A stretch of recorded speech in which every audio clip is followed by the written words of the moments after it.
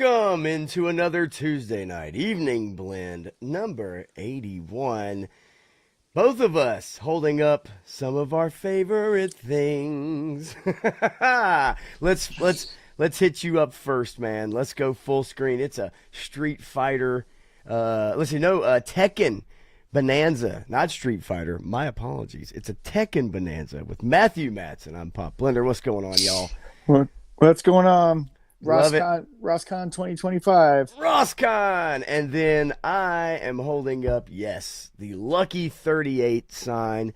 This is a great sign. It lights up, but it washes out on camera that War Chest Full of Toys sent me because he knows I'm a huge Fallout shill. It's one thing that I will forgive the TV show for all its goofiness because of my fandom is so strong in the Force that I can't help myself. So anyway, these cheapo knockoff police officer guys aren't too bad for background fodder. Man, I think they probably didn't cost as much as the legacy police officer from Hasbro. For what you paid for the legacy police officer, you can get this guy, a criminal, and a prison cell to put him in. There you go. I mean, yeah, have at it, y'all. Have at it, nerds. All right.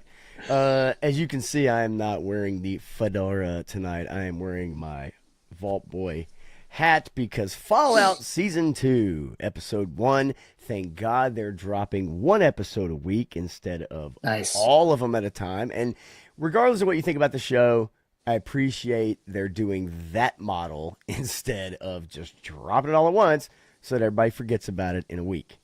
And so I'm excited to watch that after we get done. Love the hair. Come on, man. That guy's about to fly away. Hayachi's awesome. I mean, these figures are terrible and you should never pay retail for them. So Roscon is a perfect price point for them. But, they're awesome and they're more affordable than Storm collectibles. So that's what you got. No doubt about it, baby. No doubt about it. Well, it's good to be here with you again this week, man. Hope all is well. We don't have to get into the week and all the pleasantries. I think our lives tend to be rather consistent for the most part, unless something major happens. And if it does, then maybe we'll bring it up. But otherwise, I hope you've had a good weekend. And family wise or sports wise or whatever you've been doing. Yep. Oh yeah. Just chilling out with the family, getting ready for Christmas, taking next week off of work. So that'll be good. 'Tis the time. I had a great weekend watching my Pittsburgh Steelers last night whoop the Miami Dolphins. Apologies to those of you in the state of Florida like Shane. Same time toys, but it was destined to happen because the Dolphins are now 0-14 when the kickoff is 40 degrees or below. That is brutal. And it felt like 7 degrees in Pittsburgh last night. Yep. Conversely, here in Nashville, we are warming up, and we're going to be 60 by Thursday and 35-mile-an-hour wind gusts. So we're prime tornado season right now here in Nashville, and we have actually had several in December/January, that kind of thing. So anyway, all right, all of that out of the way. Glad to see y'all rolling in, and as people roll in, I'll definitely try to highlight, and we'll see what we get to, man. Glad y'all are hanging out with us tonight. Eric Thurman in the house. What's up? Way out on the West Coast, cooking up some delights. Let's see, who is this? Guy's a new guy here. I haven't seen that. Oh, wait a minute. Hang on. Giraffe's in the house. Look at that SNES controller greatness. I actually have one. I busted out my retro consoles, my GameCube, my PlayStation 2, and my Retron, which is a Super NES and NES. Oh, it's what plants crave. Brondo. It's got electrolytes. Is it drinkable? Oh, yeah, it was. Holy shit. No, it was. Yeah. Is it now? Well, it's empty. Oh, no. I was hoping it was full. And it was from like 2001 or something like that. Yeah, no. So actually, 2004. At some point, the can leaked and got all over the shelf that I had, and Yeah. It took a long time to clean up, but it had been sitting on my shelf for a long time. Gotta love it. So on the background there, I think is an SNES controller. Best D-pad ever made. Best diamond-shaped face buttons. Layout for thumb rolling. Platforming greatness. Pete Gaming. I agree, Giraffe. And gonna get into a little bit of video game talk here in a little while, because I kind of had an idea about correlating with movies and TV shows.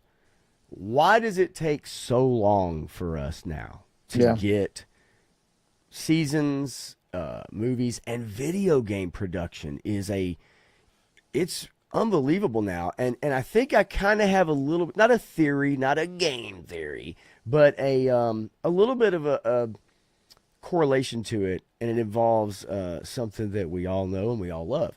Let's see here. I did want to make sure that I mentioned Grogu's brother. Brogu is here hanging out, and Brogu can actually talk, and for that I appreciate it. Let's see here. Whom else? Gun Bunny's Customs. What's up, man? Gun Bunny, how you doing? Turk Murphy is in the house. Stanley Eberhard is here ski. Let's see. Sipping on a Jones soda for Fallout. Sunset Sarsaparilla, and I love you for that. Yeah, gotta love some Sunset Sarsaparilla. For those of you that are New Vegas fans, anyway.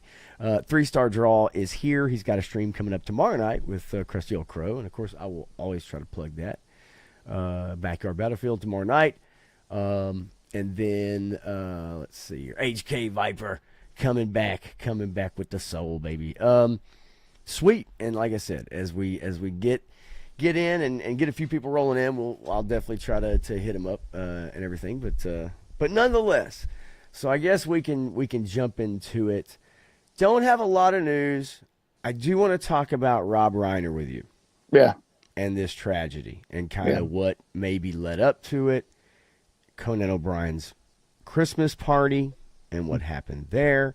So I want to get into that, and then we're gonna watch a couple trailers. Got a new Steven Spielberg movie actually coming out, and it might be a return to roots, hopefully, rather than West Side Story or whatever. So yeah, there's a little bit to talk about, and I don't think I brought up this James Cameron story from last week, but I did kind of want to bring that up with you as well. And I think you've seen it. Yeah. But let's see. I tell you what. Let's go through the box office quickly because not a whole lot. We did get the new Avatar movie, so let me hit up the box office. We'll bring that up on the screen, and then we'll kind of move through it and then kind of get into it. What do you say, man? Let's get her done. All right, let's get her done. Let's see here. Bing, bang, boom. Domestic daily chart for Monday, December 15th. Zootopia 2 at the top. Killing it. Still. Yep. I mean, that makes a lot of sense if we actually really look at it. Internationally, they're loving this movie. Yep. In a 3-to-1 clip almost, dude. Or 2.5-to-1. Yeah, it's pretty crazy. Something like that. I mean, that I would not expect that. Over $1 billion. I expected out of an animated movie that has a lot of love. I didn't think that the international, would absolutely just annihilate domestically. Right. That's a little bit of a surprise, I know, for me anyway. Five Nights at Freddy's 2.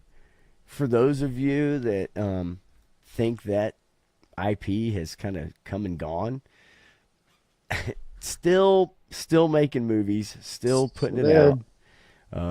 Not crushing it by any means, but it still has its fans, young and old alike. And the ones that grew up on that, right, are probably still fans like we were with Star Wars or Marvel or whatever it was. And so they're still going to go out and probably check it out. Wicked for Good, probably start, really slowing down at this point. And if you look even internationally, like it didn't do well compared to here, and that makes a lot of sense. Yeah.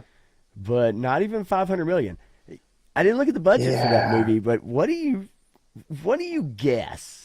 What do you guess the it's budget for Wicked was? it's really hard to guess what the budget is because it was two movies made at the same time, Right. divided up. So I mean, the budget was astronomical for sure, but it's not making its money back. Says right here 150 Yeah, production budget. I I don't don't see it. believe that. I No, believe it was probably more than that, right? I would imagine it doesn't, that number doesn't seem right to me. Not so much. Not unless they said the first one was like 400 million and then this one was 150. Then I Right. was like, okay, sure, whatever. Right. I know 3-star draws. Favorite series, Now You See Me, Now You Don't, is raking it in after a full month in release. It's chugging its way towards $60 million. Good God. Ella McKay, look, not going to lie to you, not familiar with Yeah. Ella McKay. Hamnet, though, has been a, let's say, critical darling, but not a commercial success. And then after 9,160 days in release, How the Grinch Stole Christmas. Damn, there it is. I mean, I didn't realize it's been out that long consistently in movie theaters. I love when they do that though, when they Yeah. re-release something and then they give you like this. It's like no one can wrap their head around that number right there. Kill Bill, the whole bloody affair, re-released. That is fun. If those of you that got a chance to check it out, let me know. Yeah. I love those movies, especially the first one. But yeah, I love this strategy, whatever you want to call it. And, Right. Predator Badlands hanging on for dear life, yet to crack 100 million domestically. And then Best Predator, highest grossing Predator movie ever, if you don't Yeah. count for inflation. and it's top. It's number one. It's the best one out of the entire series. No, that was Prey on that top 10 or the top list. Ooh. It was Prey, then Badlands, then the original. So take from that list what you will. One battle after another. My Man. favorite screenshot is the pregnant lady with a machine Gun, yeah. and she's about to burst at 9 months pregnant. Yep. And really after that, Nuremberg Running Man. So not a whole lot here. Obviously, Avatar: Fire and Ash releases Thursday, and it will carry an Avengers Doomsday teaser trailer before it. So I don't, remember the old days, Matthew, when like people would go to a movie and watch a trailer to a new Star Wars movie and then leave before the movie started? Right. Do you remember those days? Yep. That shit was awesome, man. Like, Well, seriously. And it wasn't too often because people were like, well, we're going to buy a ticket to see the movie, but some people just bought the ticket to watch the trailers Yeah, no, exactly. before the movie. And it Yeah. was crazy to think about because it's like you were so excited. You knew this is the only way you were going to see the trailer that you buy a ticket to this other movie. I mean, dude, that's wild to think about now. Yeah. But yeah, that was a thing, and especially when it came to Star Wars in particular. Even The Force Awakens, they did it for, and people were super crazy hyped for Force Awakens, and just to watch the trailer, and then they'd bail before a movie even started. Let's see here. I want to take a quick look and see a couple of these comments. 3-star said, was Five Nights one good? Never played the games. The lore intrigues me. The games are actually fun. And if you're a jump scare or, stuff like that, like, I actually think, there we go. I actually think that you would have fun with it. And so, 3-star, yeah, 100%. Oh no. Sorry. I hope not. No. To the person that messaged me. I hope not. I don't think so. But as we've seen in the last couple of days, you never know. It reminds me, It's terrible. I'll get to it in a minute. Maybe it won't remind me by then. But yeah, I think 3 star. You would actually enjoy the games, the timeline and all that. It is. It's nuts, and it is kind of fun. It actually is kind of fun. It's a great idea. It's not. It's very original in a way of taking that fear of the old Chuck E. Cheese showbiz thing, Right. Yeah. and then creating this thing. And you can see why it was so big and got so popular, especially amongst kids, like not little kids, but kids old enough to be able to watch it and also not maybe I mean, chat to their have parents. you ever been to a Chuck E. Cheese or Showbiz Pizza, 20, 30 years later when those robots aren't quite working right? Kill Yeah, you. right. Exactly. Man, it's crazy. It's, I see videos. I haven't myself, but yeah. Giraffe Wicked could be 150 mil. I mean, they obviously saved by not having to do catering. Oh, Yeah. wow. I mean, clearly. Zinger. Zinger. That's good. That's damn good. Johnny Reno's in the house. What's up, Johnny? We got to ask Eric, how much do they pay for catering on a movie set like that? I'm just curious. And has Eric Thurman actually done catering for a movie set? I don't think he's really close to there, from what I understand. I could be No, I wrong. don't know. Yeah, Could I be don't know. wrong. I thought he mentioned some projects that were similar. Maybe so. He'll let us know. Yeah. Now you see me. Definitely didn't need an entire franchise, right? Like, Well, you're this is the problem with the corporate film industry, because it's no longer the film industry, it's the corporate film industry. The yeah. corporate film industry has to latch onto something and say, this is an IP, it made enough money, we need to make sequels and bank on this and turn everything into a franchise, when not everything's supposed to be a franchise. Yeah, it's. I think you and I both know that it's sequelitis, and they Yeah. can't help themselves, and No, they can't. without fresh ideas, right? I just noticed my monitor is in my camera. I apologize to you guys. I'm sure you really give a shit, but I actually had my desk standing for the last couple days, so if you'll excuse me for the monitor, I may try to fix it here momentarily. But I'm sure it's not that big a deal. Let's see. Yeah, the Phantom Menace trailer also had where they were showing just that. Yep. And I've not seen. Turk said I watched Comancheros last night. Comancheros, or was it Commando? Comancheros. I gotta look that shit up. You got me. You got me on that one, brother. Bobby Wold's in the house, man. Recently saw a video where is no longer a animatronic. A guy in a Yeah. Chuck E. Cheese costume gets arrested in the middle of some kid's birthday. The lore on Five Nights is like there's a security guard also that's involved, and it's gets very freaky. It's a trip. Eric You says food truck. Food truck. Okay. Food truck. Yeah. You know what I've been seeing a lot lately? I've seen like 3 articles on this recently, Okay. and that's Hooters girls getting arrested. Yes, I saw one today, and Yep. she's hot. Yeah, hot, and hot. you know what they're getting arrested for? I saw one used a blower. Was it an air blower or something like that? A leaf blower or something? I can't remember. One girl used a leaf blower for some reason or another. So- Of course, that so- could have been a whole different video. Yeah, Go that ahead. made it into something else. The ones that I saw were because these waitresses served large parties, and large parties harassed them the whole night and then didn't tip them.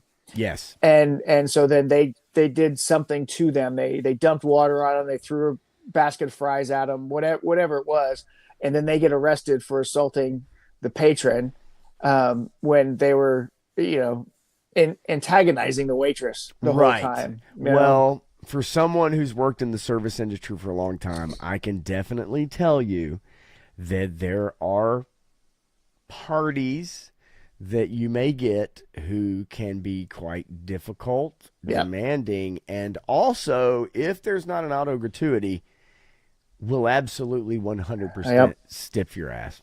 And it is a damn shame, but it does happen, and it happens every freaking day. So there was a person that was in a friend circle for a period of time, and this guy, I would never go out to eat with him after I found out what he was doing, because everybody would put in their money for the bill and what they feel that they owed with the tip.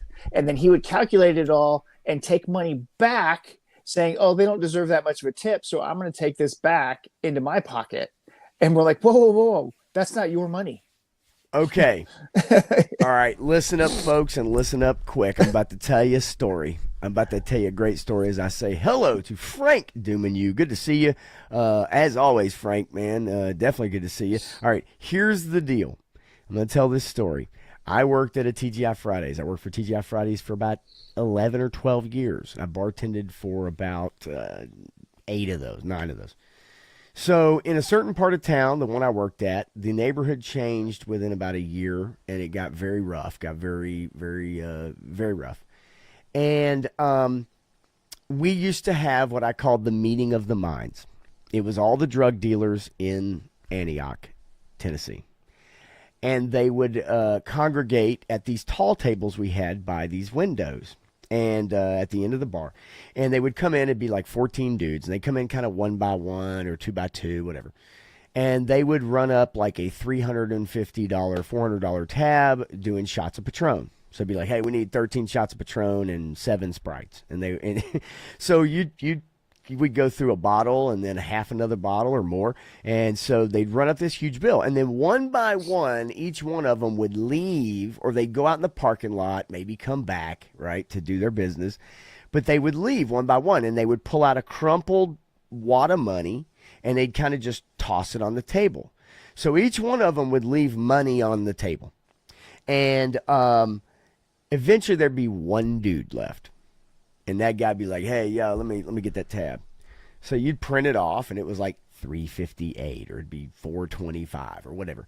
And he would take the crumpled money, count it out to the dollar, pocket whatever was left over, and pay the bill to the exact change. And it happened every time. And It was like every week, sometimes twice a week. And it was like, what are you going to do, and all these guys are packing, and it's just kind of like, ugh. But it was so weird. But none of the guys knew how much their tab was. Like you said, they had no idea. They just toss some money up on the table and be like, oh, that'll cover my part. Yep. And that guy literally would sit there, and he would absolutely count it out to the last dollar of the tab, and then just take all that big wad and just shove it in his pocket. Of course, it was like stripper money, too. It was all crumpled, right? It was all, so when you get it back to the register, you'd have to sit there and go, over the corner of a table or something. It was absolutely fucking ridiculous. So, yeah, I get it. I totally understand. Hooters girls getting arrested, that is un-American. I agree 100%. Oh, old John Wayne flick. Okay, I thought I'd heard about it, but I was like, man, I don't know. Is that something new? That I thought maybe it was an auto-correct mistake. That happens as well. Nonetheless, back in the day, that was a pain in the ass. You remember that time I did all those shots and threw up Alfredo at the table? Oh, my God. Oh, gosh. Wow. Back in the day. Holy moly. All right, good times, right? Good times. So look, welcome to Derry. I'm gonna go ahead and kind of just give an overview. I know you didn't get a chance to finish it out. For those of you who have been watching the series, I'd like to know your opinion on it. For those of you that have not been watching the series, without spoiling it for you, I will tell you it is worth your time. If you're not a big Stephen King fan, if you're not a big, super lore person either, even if you are a Stephen King fan, I will say, I do think it's worth your time. I think it's super goofy. It's fun violence. It's fun gore, not in that very just, like gratuitous. It's very ridiculous. And I think that's what makes it fun. I think every actor in this show is pretty damn good. I think James Remar's character, we discussed it before we came on the air. There's a military aspect to this show, and it's like a giant wet fart. It without delving into it, it doesn't even need to be there, but I think it's there to give us a character who is someone integral, I guess, or in Shining, Dick Halloran, and I think that it places him in there because with the military plot. But other than that, Yeah. the military aspect does not need to be in there. Well, I mean, it serves as an impetus for the whole story. So they've used it as a vehicle to jump in there and jump into this world as the point of view, right? The outsider. Yes. And so it brings you into this world, this town that people tend to forget about. And there's something weird about it, and you go through all this stuff, and it's engaging enough. It's well made enough that I agree with Pop, but there's some story inconsistencies, and if you're a lore hound, you may not appreciate it as much. But some of the lore is not real defined, so some of it may fit the way that you want it to, and it depends on if you're going from the book, the miniseries, or the movies. So it's worth a watch though. See what you think. I think 3-star kind of hits it a little bit, and Bobby also I just showed about references to other stories because it references Shawshank. The last episode references the hotel that we all know from the Shining, which is kind of neat. But 3-star, it's worth your time if you're not a huge fan. The best part of the whole shit was like the last 5 minutes. I don't know that I agree with that per se, but I mean I still enjoyed that, and I know what you're talking about. I think that some of those story inconsistencies that you and I actually both mentioned when you had seen basically most up to the point were just odd choices in tonal shifts. Like something crazy happens and then these people don't even really react to it. And it's not because of the town or that part. It's just like, okay, wouldn't this kid be freaked out at this moment, or wouldn't this person be freaked out at this moment, right? But you could actually say that it is because of the town. And so, I mean, they didn't. I don't think it was meant that way. It could have been, right? Because there's this weird mind warping thing that happens to everybody in this town. So it could be. It could, but watching it, it definitely isn't portrayed that way. But I could see where they'd say, well, Will didn't respond to it because, the girl getting her eyeball, this and that. Yeah. Tony's figs, how you doing? His future's so bright, he's got to wear shades, folks. Even at the junior lawyer almost slept through his other show. So oh no, junior partner.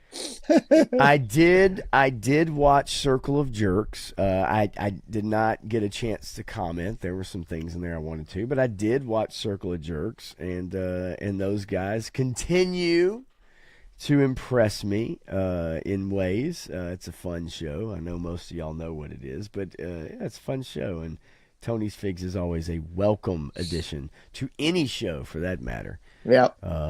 And sometimes gets a hard time for no reason. I don't get it. Yep. But good to see you, man. So yeah, Welcome to Derry. I think it is worth watching. It is fun. They are going to do another season. It will be going backwards in time. That is the plan. It's going to go backwards. And if you paid attention to Pennywise in that last 15 minutes or so, there's some comments he makes that alludes to that.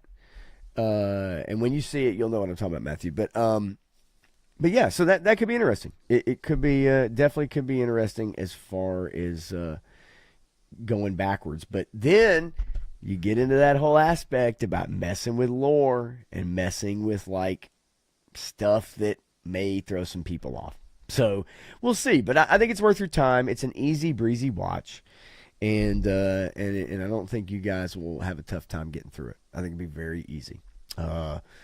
So yeah, that's kind of for me, that's kind of my take on it, and like I said, I think you guys will like it. Yeah, Well, go ahead. I've got a question for you before we go on beyond that. Okay. Are you a fan of Percy Jackson? Uh, so I like now. Look, hadn't read anything. I loved the idea, especially with those original movies. Uh, I liked the first movie fine. I think subsequently it wasn't as entertaining. Yep. But yeah, and I know you probably have some pretty good stuff to say about this new one, right? Well, have you? So you haven't watched the first season, then? I haven't. I Okay. haven't. So, I mean, if you're a fan of the Percy Jackson stories, then it's probably well worth watching. When you translate something to on screen, it changes. It's different from the movies. I had some issues with some of the characters in the first season, but the second season they've upped their game. They've Okay. improved the acting quality or the scripts that they've given the kids. And so far, the second season is pretty good. So they're dropping episodes weekly, so we'll be catching up on that. My daughter gets engaged with it. She said she didn't want to watch it, but as soon as we turned it on, she was glued. And Okay. I like the mythology aspect of it in the modern times. Telling the old stories again, just in different ways. So the second season it has improved, and I like the first season so far. So I'm going to see where it goes, but I'm happy with what they've been doing with it. So I would encourage you that if you have any interest at all in the Percy Jackson series, to go check out this mythological young adult book series that's been translated again. Is it on Disney Plus? Is it on Netflix? Is it on Amazon? Do you remember what you watched it on? Yeah, well, every streaming service is a streaming service, right? They're all the same these days. Shucking, you ain't kidding, man. And we're gonna get into that too here in a little bit when it comes to talking about these TV shows and why they take so long. It's something we've referenced, Yep, but I Disney. wanted Yeah, to it is look some Disney Plus. information. I figured it I was. thought so. I am interested, to be quite honest with you. So yeah, I like to check it out for sure. And of course, Landman. Go watch Landman. Everybody should be watching Landman. Yeah, it's on my list, but I'm telling you, dude, everybody that I talk to now is referencing. I'm not kidding. They're referencing it. Yep. Welcome to Derry, and they're referencing Landman. Yep. Those are two things I consistently hear about from people that come in to my work and hang out and whatever. Shane, how you doing, buddy? Your homework for next week is to get caught up on Landman. Actually, you're right. You are right, and I will have time because I work tomorrow night, and then I'm off until Monday. Nice. So the only thing I have to do is watch Alabama play Oklahoma on Friday night, and Ooh. the Steelers game on Sunday, and that's it, man. That's all I got to do. So I should have plenty of time to catch up on Landman, and also season 2, episode 1 of this show. Can't wait.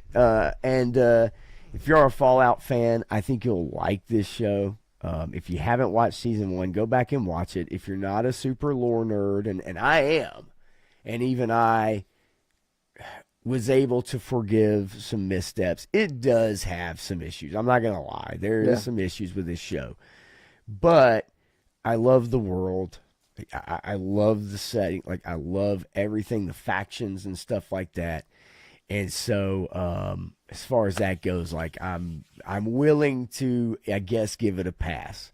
So I'm open to criticism from you guys for being that way when I criticize others. But I can't help it, man. I absolutely love it. Is the actress the daughter of Steve Buscemi? Are we talking about Fallout? I don't believe so. I don't believe she is. I could be wrong, but I have not seen a word about that. Does she have snaggly teeth? I mean, She how does would you not. know? No, she does not. She's cute. She's not, like Yeah. Sydney Sweeney or nothing, but like she's cute. She's cute. Just really goofy in the part. Let's just say that. But yeah, halfway through the newest episode of Landman, couldn't finish it before you guys started. It's pretty good, dude. It's pretty good. Andy Well, Garcia and Sam Elliott are killing it. Yeah, the show's really good. Yeah. That this scheduling is for our top 10 classified list end of year. Season 2 started today. episode 1 week, 1 episode a week. And yeah, I can get it. I get the eyes. That makes sense. But I just want to alert you guys. It did come out. It is on Amazon Prime. So if you have Amazon, which I'm sure most everyone does, then Prime is a benefit of having that. But yeah, man, I can't wait to dig in that tonight, and I will be digging. Okay. With Landman, Demi Moore is kind of showing her age, but she kills it. Every scene she's in, she's killing it. So Oh, it's dude, that's what I've heard. yeah. And still, still would. Okay, like, come on, let's not kid ourselves, kids. Like, still would. Um, You still have wood? Okay. yeah, for Demi, you kidding me? Come on, like who wouldn't? I still remember her on that table for old Burt Reynolds. If you know what I'm talking about. Yeah. Oh yeah. All right, so I want to get into this story a bit, this tragedy, because it really is a tragedy, and it highlights something that a lot of people struggle with, and this is worst case scenario, in a way. But before I did that, I wanted to go by Rob Reiner's Yeah. filmography, Yeah. right? And if you just look at this list, especially 80s into the 90s, right? In recent years, it's slowed down, but that's not unusual, right? Yeah. With age. But if we just look at Spinal Tap and Princess Bride, Stand By Me, When Harry Met Sally, Misery, A Few Good Men, even involved with in Wolf of Wall Street, The Bucket List, which a lot of people actually really liked that movie with Morgan Freeman and Jack Nicholson. But Sleepless in Seattle, right? The Sure Thing was that John Cusack, I think, back Hmm. then. Yeah. But even the LBJ, I remember that for sure. Andre the Giant, is that his documentary? Uh, Throw Mama from the Train, Defending My Life. Albert Brooks Yeah. is I remember watching that on cable as a kid, and or not that, but watching Albert Brooks as a kid. But the Defending My Life Albert Brooks doc is actually very highly regarded. Ed TV, I actually remember watching that rom com. Um, Steve Martin. I mean, a lot of great stuff. Oh yeah. So we all are extremely familiar, right, with Rob Reiner and what he's done. Well, uh, his son now has been charged with the murder of his father, Rob, and his wife, Michelle, Nick's mom and dad. Yep. Um, so 2 counts of murder in their Brentwood home in California.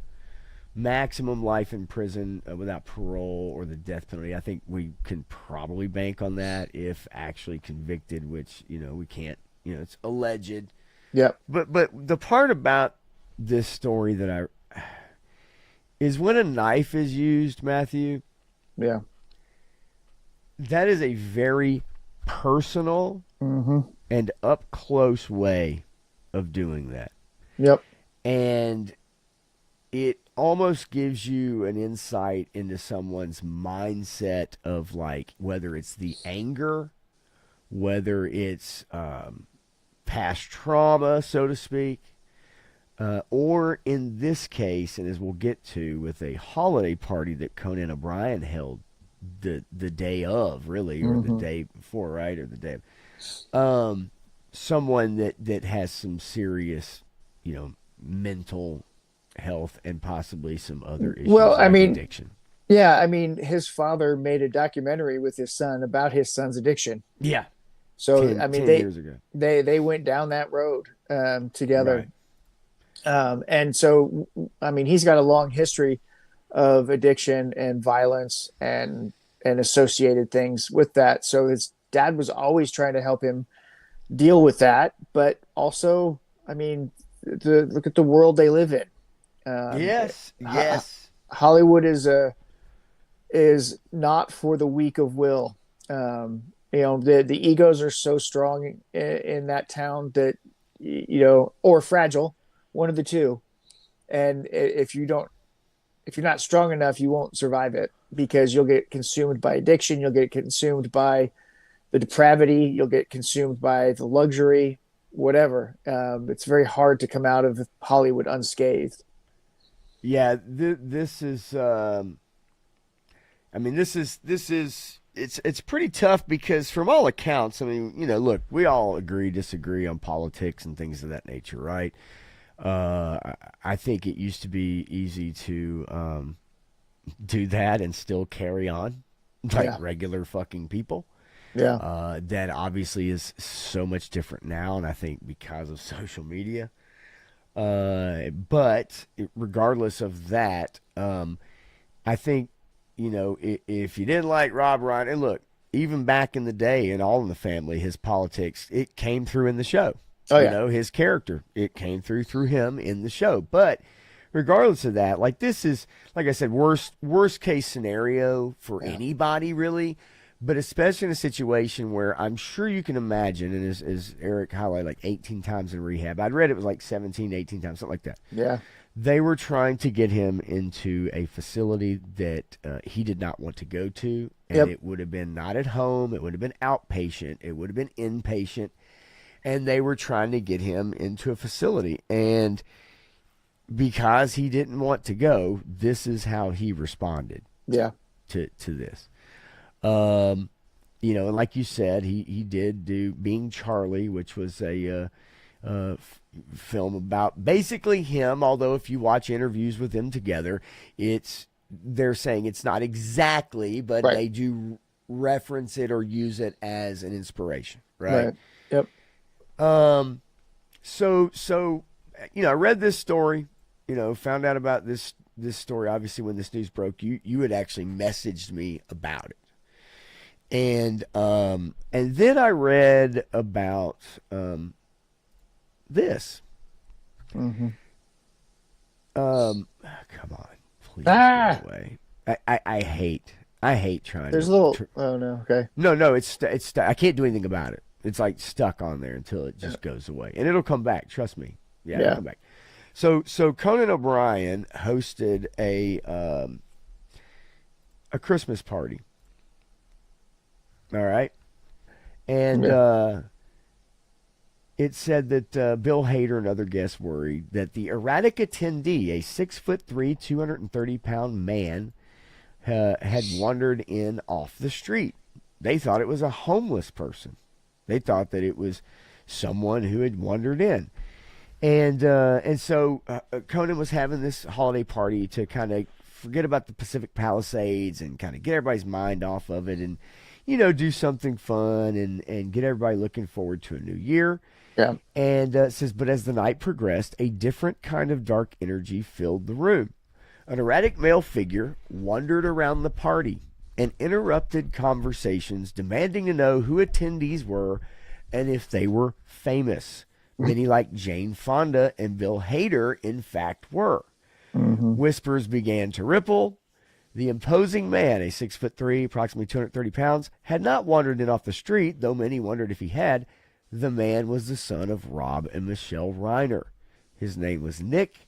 He was troubled, a lifetime of drug issues.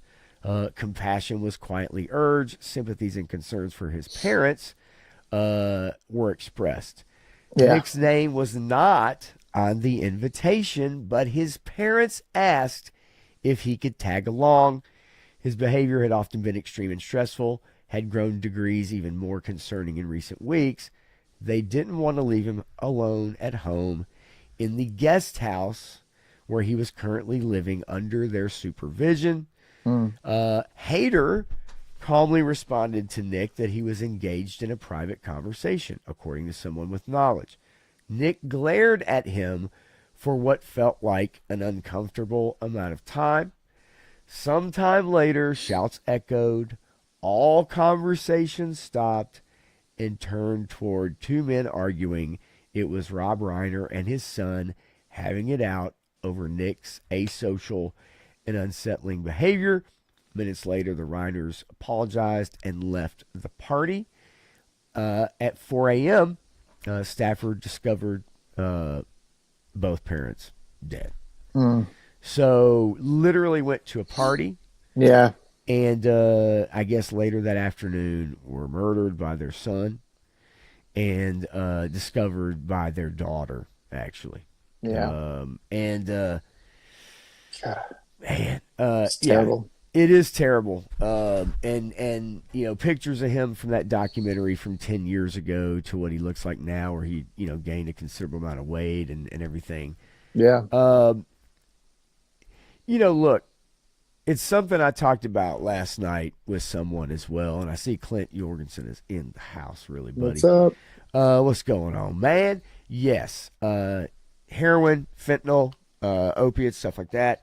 So, Hollywood is so insular and so cultish. Yeah. We talk about the disproportionate number of kids, of celebrities that identify as non binary or trans or other, compared to the rest of the world, right? We talk about all the cliques. We talk about people that maybe are conservative are getting blacklisted from movies and making shows.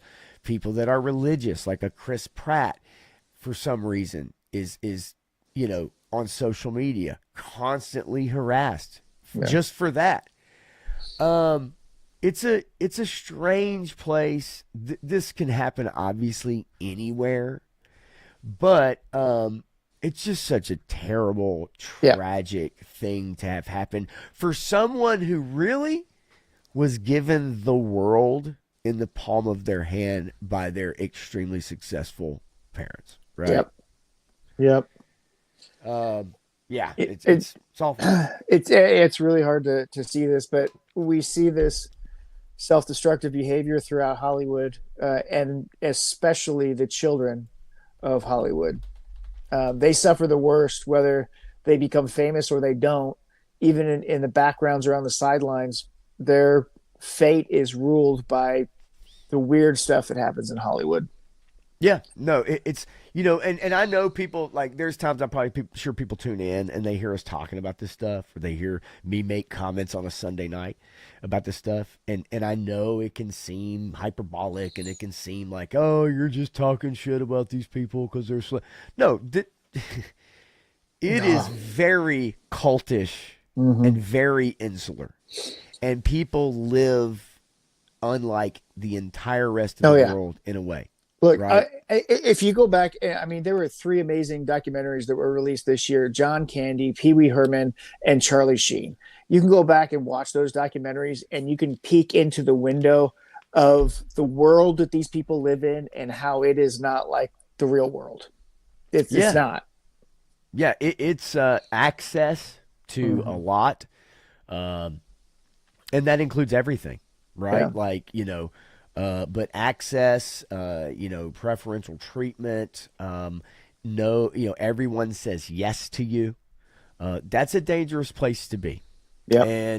and even the strongest willed uh, can absolutely succumb to anything, right? Yep. Being around it all the time. And so yeah. Now the documentary has been highly publicized. Now, at the time, film festival in Toronto, they did an interview together. You can look it up and see, and it's a not a strange interview, but you can tell his son is not quite comfortable with that kind Right. of thing, and Rob Reiner kind of has to kind of get him through it, right? Yeah.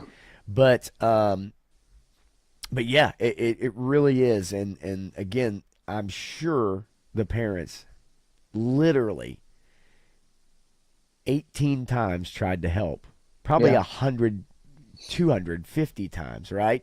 Tried to help in whatever way they could, and ultimately this was the result of their trying to help.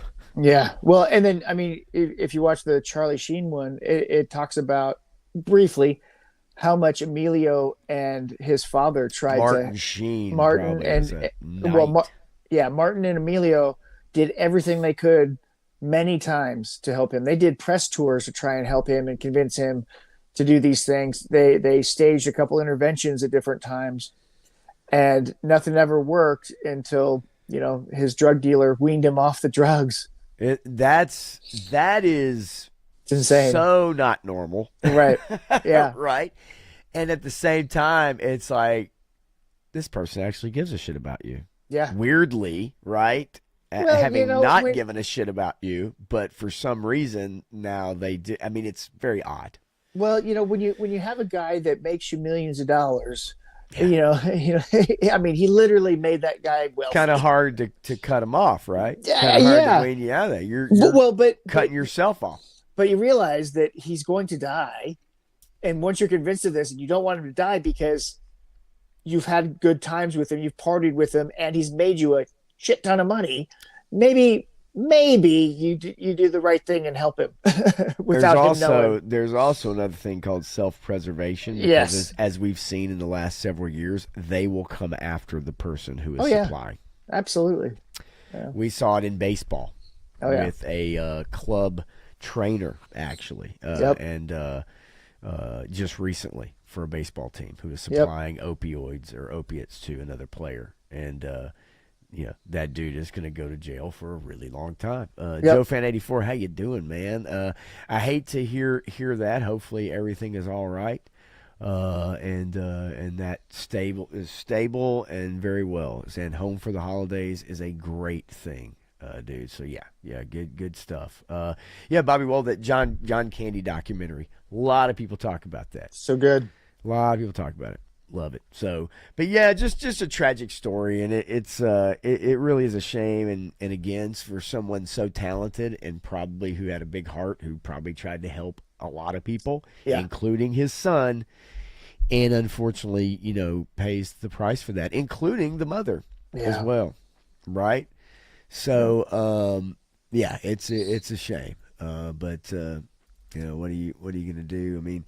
So we'll find out more information as that goes along. I'm sure timeline and all that stuff. But anyway, so yeah, I'm sure some of y'all knew about it. A lot of you maybe didn't, right? Yeah. But I did want to bring this up to you and just get your opinion on this particular story because I thought this was. We talk about sequels and we talk about the corporatization, right, of Hollywood. So this was on December 8th. James Cameron says studio pushed back against adding Avatar sequels, so he asked, what part of you getting another chance to make $2 billion is in question here? So it wasn't about the art or the story. No. It was about it completing the picture. Nope. He literally says, don't you want to make another $2 billion bucks? What a wonderful way for James Cameron to look at making art is not to complete his story, but the studio to make another $2 billion. Of course they'd like to make it. Yeah, this isn't about art, obviously. He's gotten so far away from that. He's so wrapped up in this corporate machine at this point. He has become the thing that he hates the most. And Yeah. he only has yes men around him because if he had the actual pulse of the rest of the world, I don't know that he would have made a third movie because everything that I have seen on this third one so far has been I don't know. It's the same as the last one, but more boring. And I'm like, yeah. Everything I've heard about this most recent movie is, yeah. and you and I have talked about it a lot too. Is how do you have a movie that makes over $1 billion, close to 2 billion or 2 billion, in fact, and nobody has seen it? Nobody has seen it. I would ask the chat. How does that work? Have you guys seen? Maybe I'm guessing everybody saw the first one because it was supposed to be a big deal. It was the first movie I think I bought on Blu-ray for my PlayStation 3 because that was my Blu-ray player, and so I was like, "Ooh, it's going to look great." That's the only reason I bought it was because I thought it would look amazing on Blu-ray. Yeah, but. Who in the chat has seen the second one and then is planning on seeing the third one? And if you have, like, do you remember the story? Do you care about the story? Like I'm telling you, I'm with you, and we have mentioned it many times. I don't know anybody. I don't know anybody that saw the last one. Yeah. So the whole thing with the first one was, oh, the best 3D movie ever, best CGI graphics that have ever been put on screen, and everybody was pushing to see it in 3D and in a theater and everything like that. You know, when I saw it, when it came on streaming for free, for Yeah. your price of your No, no, subscription, no. You're right, right, right, right. I was never interested in the movie from the beginning because it didn't have anything I was interested in it, and it was Dancing with Smurfs and Fern Gully, right? I mean, Yeah. we've seen it all before, and then when I actually did see it, I'm like, I don't get it. I seriously I don't get it. And then the second one when it came to streaming, okay, so we watched it just to see what it was. Right. Then my wife said, "Did we watch this? I forgot. Did we actually see this?" Common conversation when it comes to those movies, I suspect. And I'm like, I know we had to have seen it, right? Because it had the kid in. Oh yeah, the kid with the white hair and the mask and the yeah, okay, sure. But it's like these movies are so forgettable. There's nothing in them to draw you in. It is spectacle for the sake of spectacle, and you Yes. know, at least George Lucas had a story he wanted to tell that was at least mildly interesting and connected to things when he made the sequel trilogy. But this just doesn't have anything that I think anybody's interested in. Yeah, no, it doesn't look good at all, and as many people saw, Dreadnought K6 is here. Yeah, you hit it right on the head. That's what at least Hasbro thinks that of me. I know that with my diver two pack anyway. I don't know, but yeah, even the first movie. Not only does it last too long, but very bland story. The acting also is It's not terrible. good, and it's just spectacle. It's Yeah. just spectacle. But when I saw this quote and when I saw this from the interview, he did an interview with discussing film and talked about it, and talked about working on the scripts, and it turned in from 3 to 4, and then it got split into 2 and 3, and then him bringing this up though, and just asking that question about making 2 billion. Yeah. At that point, it's like I don't know if James Cameron is actually interested in he spent 20 years on this shit, and I don't know that he's interested in actually making good films.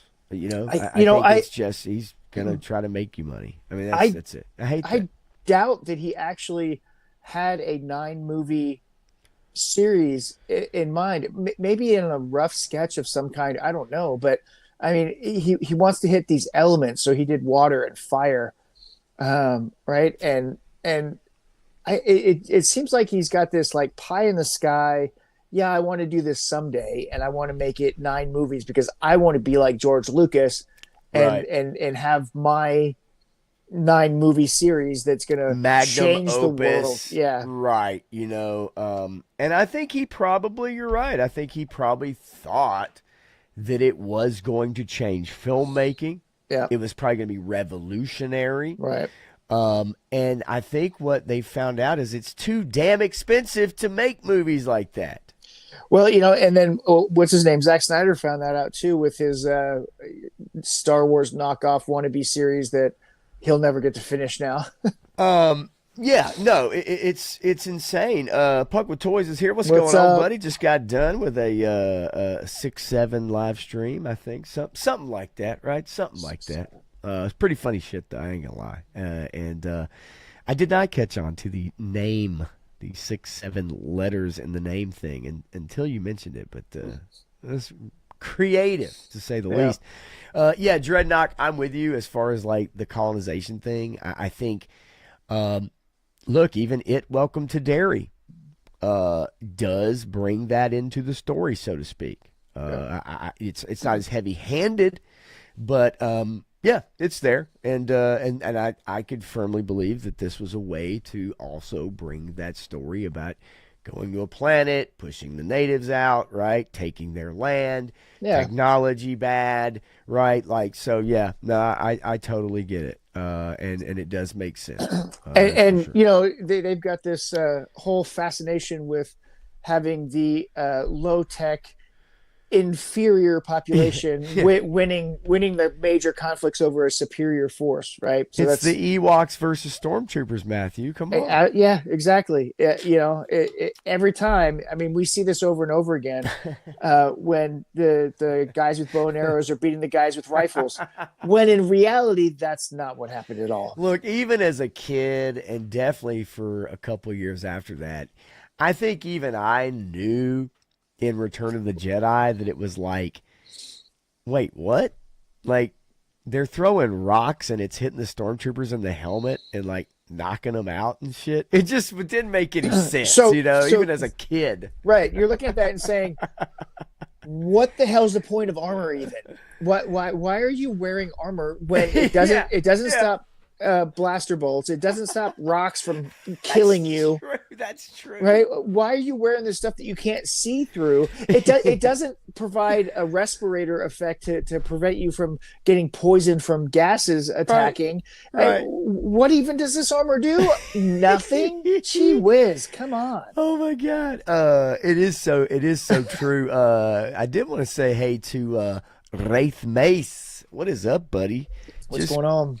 Keeping on, dude. I hope you are doing fan freaking tastic. And These shows are getting getting ready bigger for and bigger. Yeah, that's for sure. No doubt about it. And you can always tell when somebody is definitely moving when they put a poll out or they put a question out, or they put a post out on YouTube, and you can tell by how many votes or how many likes, how many comments. Yep. Yeah, you could definitely tell the growth, and it looks great. Awesome. Ewoks had the power of Yub Nub. Not Yub Nub Nub. Nub. Yep, it's Yub Yub Nub. Nub. Missed that original song from the end of the movie. Come on, man. Yeah, Joe fan, exactly. It's like, yeah, no, it'll stop an arrow. Yeah, this armor here, it's great. No, it doesn't stop shit. And you're right, it doesn't even stop blaster bolts. What's the fucking point? I don't know. Okay, this, however, is a big deal, and for those of you that Punk's a big deal. well, we know that. We know that because he has told us so. Look, this is a big deal. This is a big story. And I think for those that make AI content, this is definitely a big deal. And it is because Disney has reached an agreement. Yeah, this with one got me. AI. Yeah. Landmark agreement to bring beloved characters from across Disney's brands to Sora. Okay? This is exclusive. And what exclusive means is that they sent a cease and desist letter to Google to remove Disney AI videos with their characters from shorts, long form, and medium form content. There's a couple that are still up, a couple channels that are still up, but they don't use Google AI. They actually use other programs. Yeah. If you guys are fans of the guerrilla style stormtroopers that take the, like, hey, we're here at the Death Star and we're doing, and those are some funny videos. Yeah. Okay. Yeah. Those are gone. Mm-hmm. The comedy videos, those are gone. Star Wars Theory did just do a video on it, as Graf says. I watched that video today. I listened to it on my way home from work. This is going to, and this will not be the only company. This is going to change the landscape of people making AI slop and monetizing it. Yep. So basically, this deal with Sora, you can sign up for a subscription. Now, this is a 3-year licensing agreement. You can sign up and pay for your part of this agreement that will be able to generate short, user-prompted social videos that can be viewed and shared by fans on more than 200 Marvel, Disney, Pixar, and Star Wars characters. It will make a selection of these fan-inspired Sora short-form videos available to stream on Disney Plus. Not on YouTube, not on Instagram, on Disney Plus. It said that Disney and OpenAI affirmed a shared commitment to responsible use of AI that protects the safety of users and the rights of creators. As a part of the agreement, Disney will make a $1 billion equity investment into OpenAI to become the first major content licensing partner on Sora, OpenAI's short form generative AI video platform. Yeah. This is a big deal, dude. And It should have been more than know a you billion. know this. Yeah. Should have been more than a billion, but This is the beginning of, and not just the beginning, because it had begun. This is the beginning of who will control AI and also how to protect yeah. their IP. This has been the true discussion behind the scenes. It's not whether or not to use AI, it's how do I control this. The government's been trying to figure it out, and Hollywood's been trying to figure it out, and Hollywood's winning so far, Yep. because the government's too slow and stupid to actually figure out how to use it properly. And as much as I hate it, and much as I don't try to avoid engaging with it, it's out there. It's a thing. It's terrible at this moment, but eventually it will start getting better and better, and eventually we won't be able to tell the difference. And No, yeah. it sucks for art. It sucks for human creativity. It sucks for ingenuity and development of the mind. It's going to just slow people down and make people more and more stupid. So, succinctly put, Todd C is in the house as well. Menjoza, how you doing, man, fellas? Good to see you always. So look, I was having a conversation today, and I've had this conversation multiple times with musicians. Yeah. Recently, a number one country song completely made by AI. Yep. And some would say, well, no, I made that song. No, you didn't make that song. You didn't create it. You didn't write it, right? You didn't play it. Yep. You typed something in. That's not making something, okay? Did you see the McDonald's commercial? I've seen Coca-Cola's AI fucking commercial. No, I no, haven't so- seen a McDonald's commercial yet. So Which one? McDonald's made an AI Christmas commercial, and they put it out there, and then they quickly pulled it down because it got such a backlash, and they're promoting it saying, hey, our guy spent weeks not even sleeping, just putting stuff into prompts to get this right. And it was, our people actually worked really hard on this, and and everybody's like, this is nonsense. It is like the most cringe, stupid commercial that you could ever imagine, because the premise of the commercial is everything goes wrong in the holidays, but there's always McDonald's to brighten your day. Christ. Right. It is the theme of the commercial, but it is some of the worst AI craziness, absurd situations and things that happen to people. Okay. And it's pulled from Christmas Vacation. It's pulled from animated things. Okay. So they take the premise of these things and they put them in there. Hey, let's do this like this. And I can see the prompts that they used in my head, right? When you watch this commercial, and they pulled it down. There are still versions of it out there that you can find, but it's really bad. I'm sure getting crushed, and rightfully so. Now, Red Letter Media put out a video today talking about AI, and I think there's some great points in there that those guys make about it. I think there's some valid stuff. Yeah. And I think we've all felt the effects. As Punk says, here's hoping they put an end to G.I. Joe AI videos. The Star Wars ones are the ones that are getting 1.4 million views in 4 days.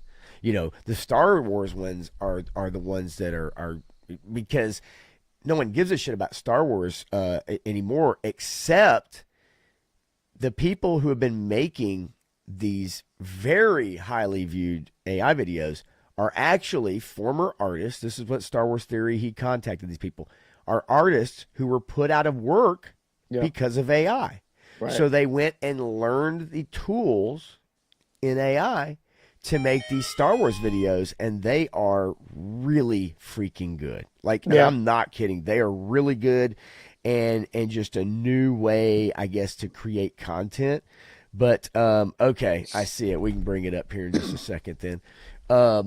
But nonetheless, no, this is a big deal, and as we see here, it says that fans can take 200 animated masked creature characters. In addition, ChatGPT images will be able to turn a few words by the user into fully generated images in seconds, drawing from the same IP. The agreement does not include any talent, likeness, or voices. Again, like, and here's the, among the characters you can, Well, I mean, you can look all this up. I'll post a link in the chat if anybody wants to read it. what's interesting is it says that it doesn't have voices attached to it, but Disney owns James Earl Jones' voice. So, Well, that's true. Now, I mean, whether or not they want to do something with that, that right. much I don't know, and whether they make that available to users. But nonetheless, this is their way of protection. This is their way of controlling, and also getting a subscription fee. Yep. This is a subscription fee as well, and so. It's interesting. Again, I'll share this part of it as well. Right here, Google removes Disney AI videos following cease and desist. It says that recently Disney sent a cease and desist letter to Google accusing them of copyright infringement on a massive scale for use of their works in AI programs. Google has now removed those videos. Dozens of videos featuring Mickey Mouse, Deadpool, Moana, and more have been removed from YouTube, and Google absolutely did that. Now, I think Google is a more valued company, but Right. I get it, right? Like, just with lawsuits and having a relationship, right? A partner relationship. I want to say hello to Nostrum 82. What's going on? What's up? Good to see you. Thank you for dropping in. Just getting into a little bit of some AI talk here, which is a topic du jour, that's for sure. It's, I mean, here's the broader part of it I want to talk about with you. And I think the chat, we are in the dead internet phase, right? Yeah. We are in the AI slop. A lot of comments are bots, right? A lot of videos we watch now are just AI. Some Yeah. are creative. Most are crap. Yeah, I can't. I mean, as soon as you realize that that's an AI voice, you're like, I can't, because it starts repeating itself, and it's making nonsensical connections, and it mispronounces all kinds of words. So yeah, Yeah. And here's the thing, Joe fan, I think it's a good thing that people have to purchase credits if you want to make more than 3 videos a day, like Yep. I have with Gemini or with the VO 3.1, because most of us are not artists. Mm-hmm. Most of us don't know how to really truly use these tools, and that's why we get what we get. Is it fun to mess around with? Yes. Is it fun to create thumbnails for a YouTube stream? Yes. Sure. Yeah. But truly, the only people that I think will be able to make money are people that really know how to use the tools, and that's just not most people. Yeah. However, unfortunately, we're getting most people shit. Yep.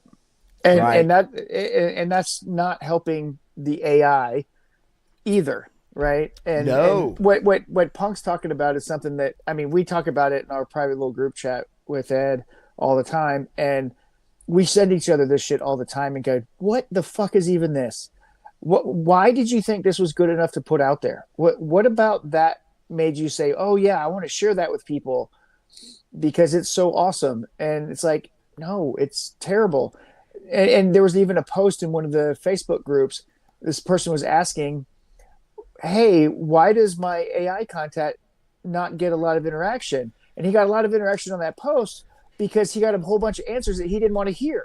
And he wanted to argue with everybody that gave their reasons for it. Okay.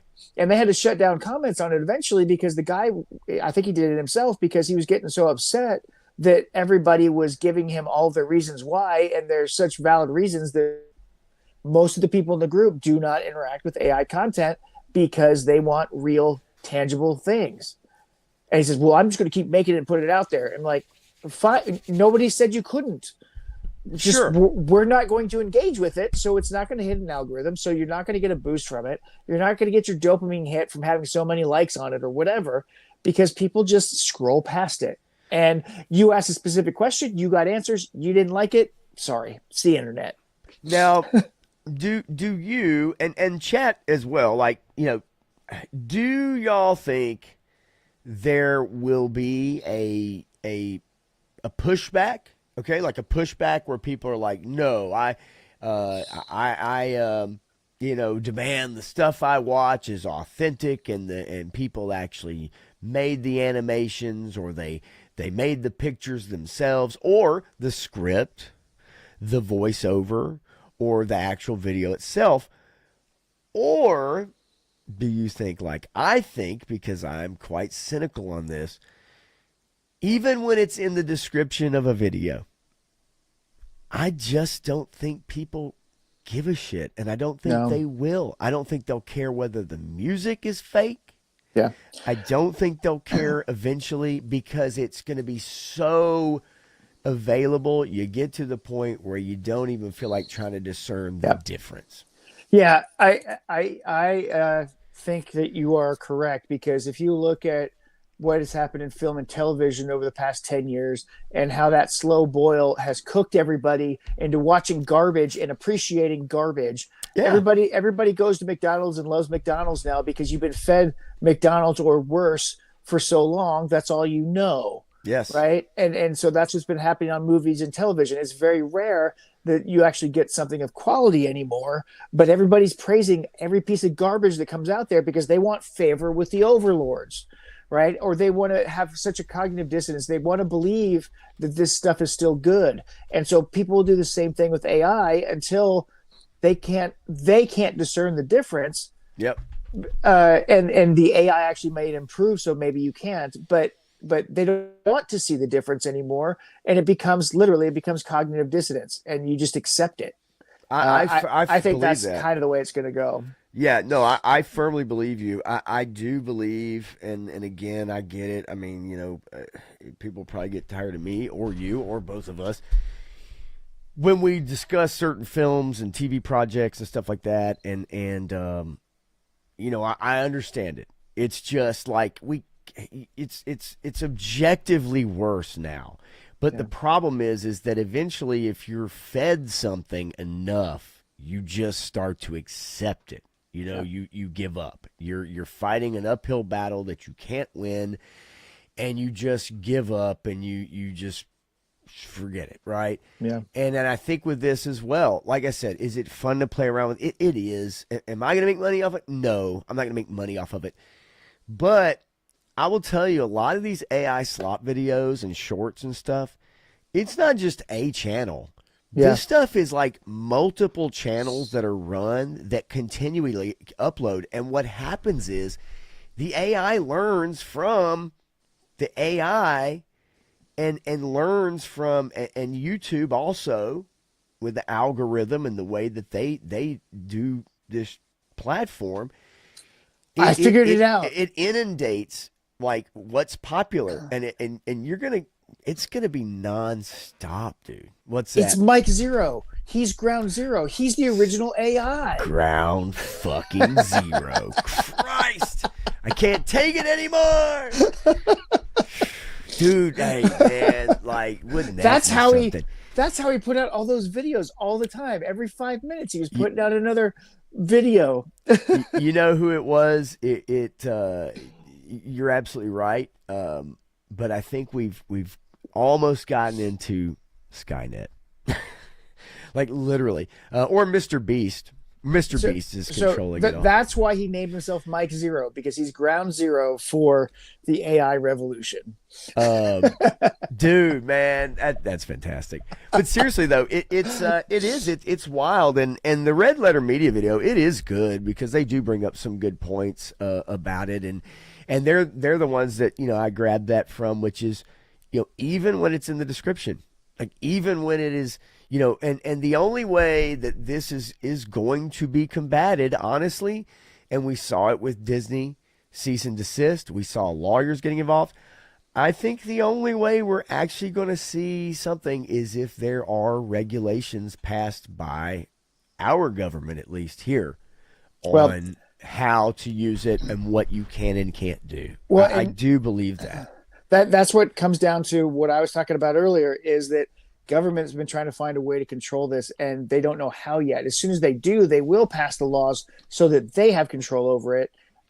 Because that's what they You're want right. is that they want full control over it so that, like the news media, they just want propaganda, right?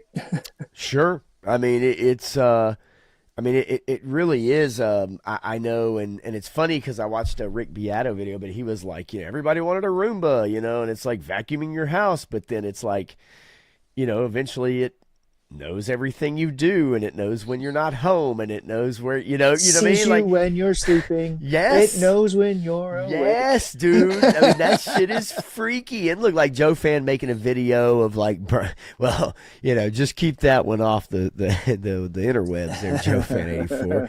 3-star draw. I know he and we like use it to make pictures for fun, on a stream or whatever, right? Thumbnails. It's easy, and it does help. I have looked at it as far as writing a script. I have them saved. They don't sound like me. Right.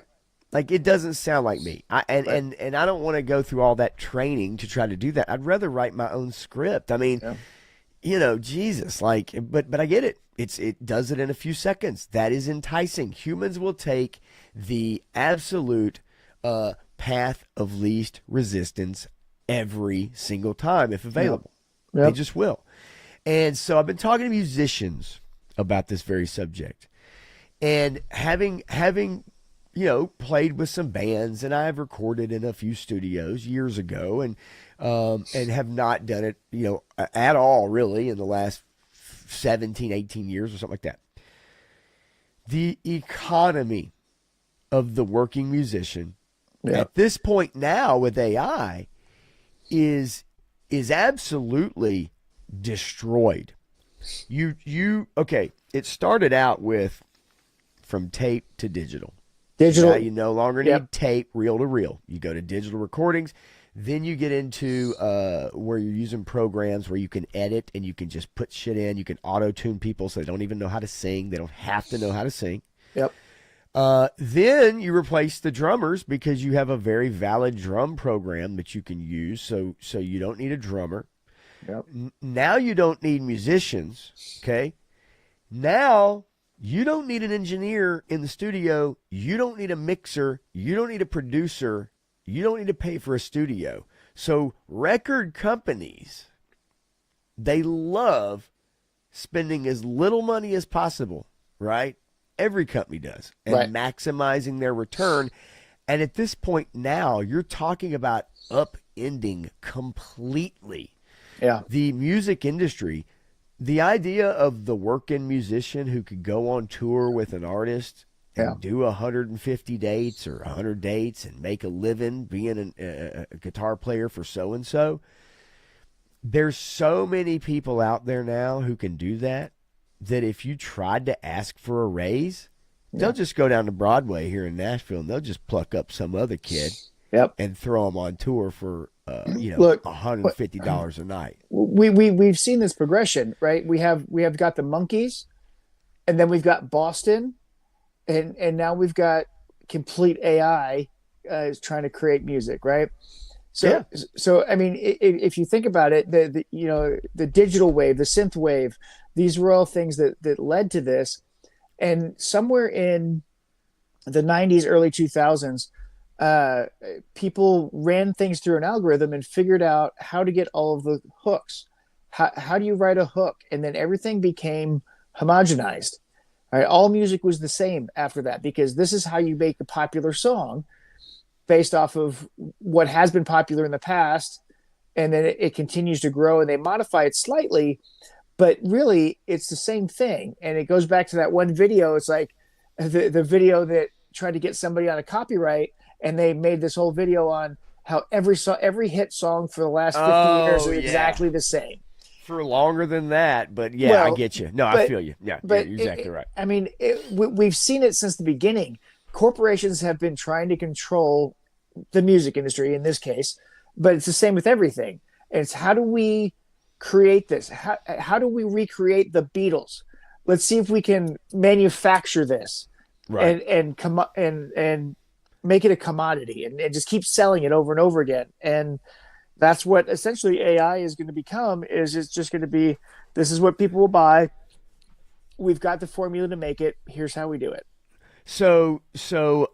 It really is an assembly line, right? Mass Yeah. production. Yeah. And then when you talk about the internet, when you talk about like how we interact, then anything you watch is going to have just nothing but botted comments, which a lot of things do. If you watch videos from popular YouTubers or channels, a lot of those comments are totally botted. You can tell. Film reviews, go on, Rotten Tomatoes, and you see all these film reviews by someone who has only reviewed one movie on their profile. There's no Yeah. profile picture, and they gave the movie a 10 out of 10. And all of those reviews say the same thing. They use the same phrases, right? It literally is kind of a slop, really, so to speak, right? That's a Yeah. great term for it. I know it's going to Yep. get old, right? We're going to move on from it, but it is very current. As far as no regulations graph, in a race between countries, and as far as like, I maybe, but for the most part, this is definitely like a probably four country serious issue. But Right. what you're really seeing is your scammers Mm-hmm. and people out of India, right? That Nigeria. Nigeria. You see a lot of these countries that have scammers that have large amounts of people who steal content from other people's YouTube and Yep. Instagram and re-upload it Oh, like through like Canadians? 15 channels. Right. Yeah. There's a bunch of Canadians that do that. Yeah. Yeah. One of them, Krusty something or other. I can't Well, remember what his yeah, name is. but there's islands of Canadians that do Oh this. yes, yeah, it is right. It's And then there's the sharks V that, something Venereal Island or yeah, something like that. yeah, and then there are the sharks that swim around those islands that live up in Canada. Oh yes, yes. Damn, dude, you're right on it too, man. Yeah. Samantha Fish is real music. Well, I don't know who one Samantha Fish is, but I guess I'm going to have to dig and take a look. How about the recent thing about the country artist that charted? It's Yeah. all AI. Yeah, I mentioned that a little while ago. And you know what? People like it. People like it. And You like it, you love it, you want some more of it. hell yeah. I tried so hard. Can't rise above it. Clint Jorgensen's 80s was the best decade for music. It was a good decade for music. Best subjective, but I love 80s stuff. I definitely do. So what's fascinating about the 80s is that's when analog and digital first started coming together. And there Yes. really was a lot of magic that happened there. Creativity. A lot of creativity. Well, and then ultimately, I think the 90s was the peak of it for cinema, for music, for pop culture. And The Matrix is becoming more and more, the first Matrix movie, the only Matrix movie, is becoming more and more prophetic as time goes on, is that 1999 is when culture ended. Yeah, it's you can definitely look at there's like a delineation between I think music and creativity and the record companies like still fostering a young band or songwriter and developing them to then it becoming literally just a churn of crap and not nurturing artists to become their best selves Yeah. and taking the time, like having patience with them. So another great one that a lot of people may or may not think about, but it is always in the forefront of my mind because in the 80s, I loved this band. In the 90s, I hated this band. That makes And sense. now Sure. I'm coming back around to maybe liking some more of their more recent stuff, somewhat. But you look at Metallica; they were a speed thrash metal band on the streets. I mean, they were as close to punk as you could get, but they were metal, but they were Mm-hmm. speed metal. They Mm-hmm. they basically created the speed metal genre, right? And then you have this delineation when Dave Mustaine left, it changed. When Cliff Burton was killed, it changed. And then for whatever reason, they got connected with this Bob Rock guy and they created the Black Album, which was their most corporate album that they've ever made. They made things for the radio specifically. They'd never done anything for that before. They'd never put out a music video before. They didn't want to do a music video, but they Right. did a music video, and then they completely changed who they were to become corporate radio music. And they were no longer speed metal. They were no longer metal. They were just hard rock. And yeah, they sold out. And then they kept that going for a long time. And then not until Hardwired do I think that they actually got back to some metal roots. But at the same time, they can't play the way they used to. And Lars was never the best drummer, and it's starting to show even more now. Well, and look, man, I mean, it's that happens to all bands, and as you get older, you're no longer the angry young man, shaking your fist or pissing, Yeah. about it. It's you grow up and life throws different issues your way, and so you're gonna play different, you're gonna sound Yeah. different, you're gonna write different, right? That's I, historically I accurate. get that, but you got to keep the quality and the soul of what you No, want to do I hear it. going. But I agree, but you're right. That band did definitely went through different phases, and I think their final phase was started with the Black Album and really just kind of went lower quality subsequently from there. But that album was huge, and they toured for like 3 straight yeah, years off of they that record. they made a ton of money off of that album for sure. And yeah, 3 star, right? Like a lot of people that flock down here for the CMA Fest. Yeah, I mean, every number one song between now and June could be AI, and people would eat it up, right? Eric Thurman says when Metallica cut their hair, sold out, went to rehab. That's pretty much it. I mean, look, good on them, right, for getting No, sober. I mean, I'll say that. You know what I J- mean?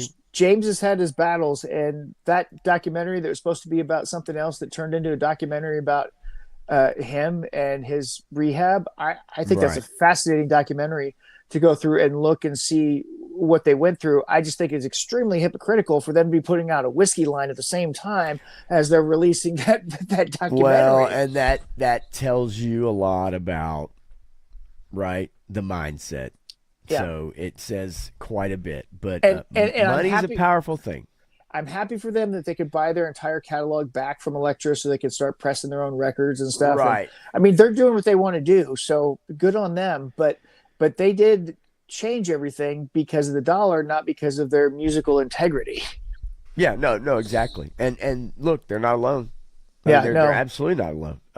Now there is a Kirk's probably my favorite of that band because he's the one that yeah, always he's stays in the pretty background. freaky. He Yeah, stays in the yeah, background. He totally. loves the Cthulhu stuff, like Right. Cliff did, and he's never the outspoken one, but he's quietly doing things behind the scenes to help Right. these guys out. And Lars is probably the most vocal, and he gets himself in trouble. And then James is the front man who takes the brunt of it all. But Um and Trujillo's great. I love Trujillo, but yeah, he's fine. he's literally the hired hand. He's been longer their bass player than any other bass player they've ever had, but at the same time, Yeah. he's still the hired hand. Yeah. I doubt I doubt the money's structured the same. Let's just say that.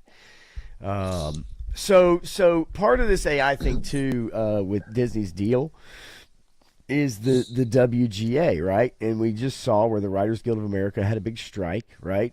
I think they're headed for another strike.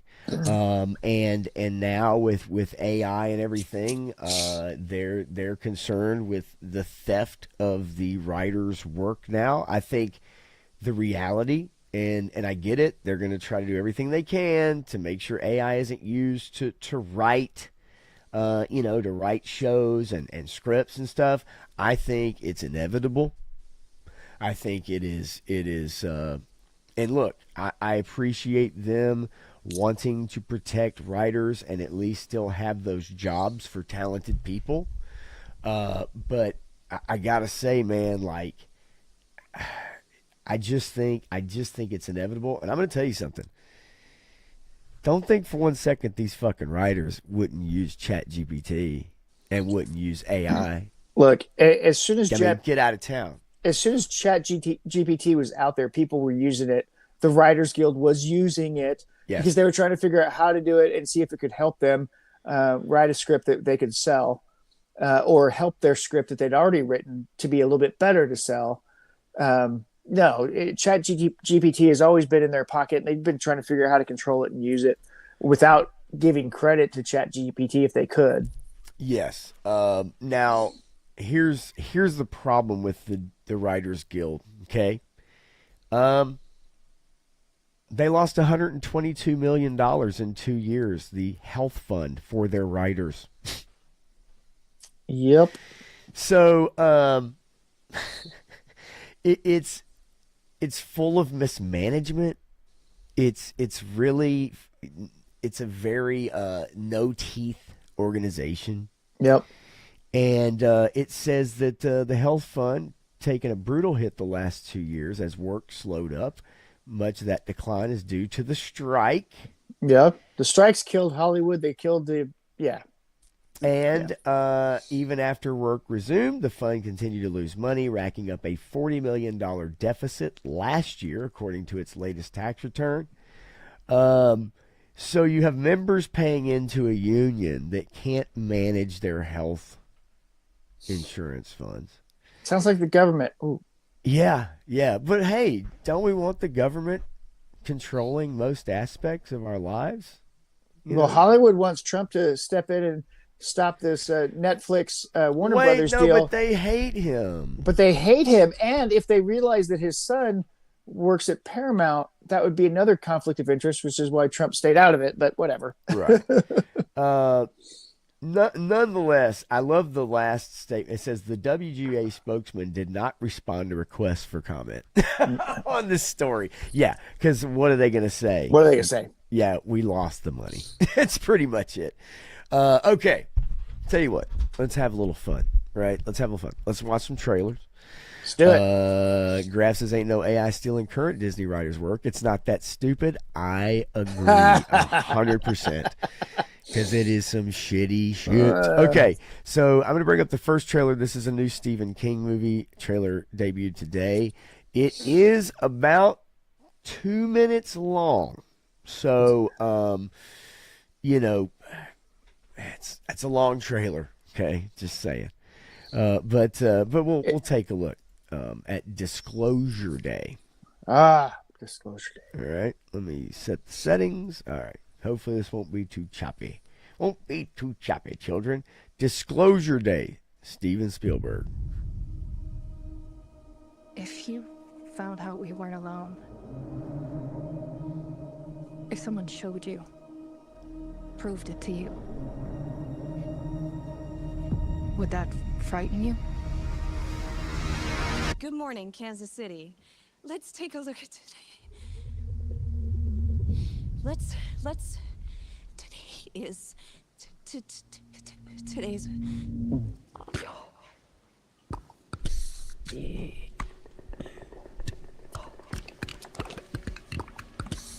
Interesting. Yeah, I mean, I why not? okay. Steven Spielberg likes the weird stuff, right? So Sure. It belongs to 7 billion people. What is it? You wouldn't believe me if I told you. So I'm gonna show you. What are you gonna do? Full disclosure to the whole world. All at once.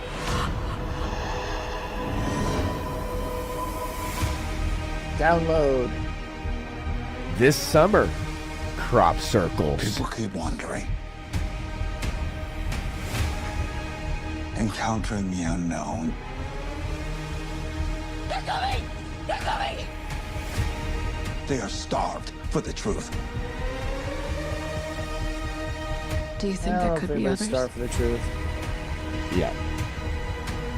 Why would he make such a vast universe? Yet save it only for us? Could this be a sequel to Signs? Signs. Everywhere there's signs, blocking up the Two. scenery, breaking my Breaking mind. my mind. Do this, don't do that. Can't you see the signs? Your face. Another year. So, yeah. So look, not a lot of there. Not a lot there. Does look interesting. Yeah. Backstory. Don't quite know yet. I do like seeing Spielberg maybe back in his element of sci-fi or Yeah, whatever. well, as long as he doesn't go Kingdom of the Crystal Skull on you, you might be okay. Yeah, right. Now this is something that you had requested. We did take a look at this on, I think it was Friday night, maybe, or Sunday night. I can't remember. Doesn't really matter, Matthew, because you know what, folks? Get ready, get to it, get your boxing gloves on, get your tabby boots out. Ladies and gentlemen, Socks. boys They're and tabby girls. socks. Oh, damn you.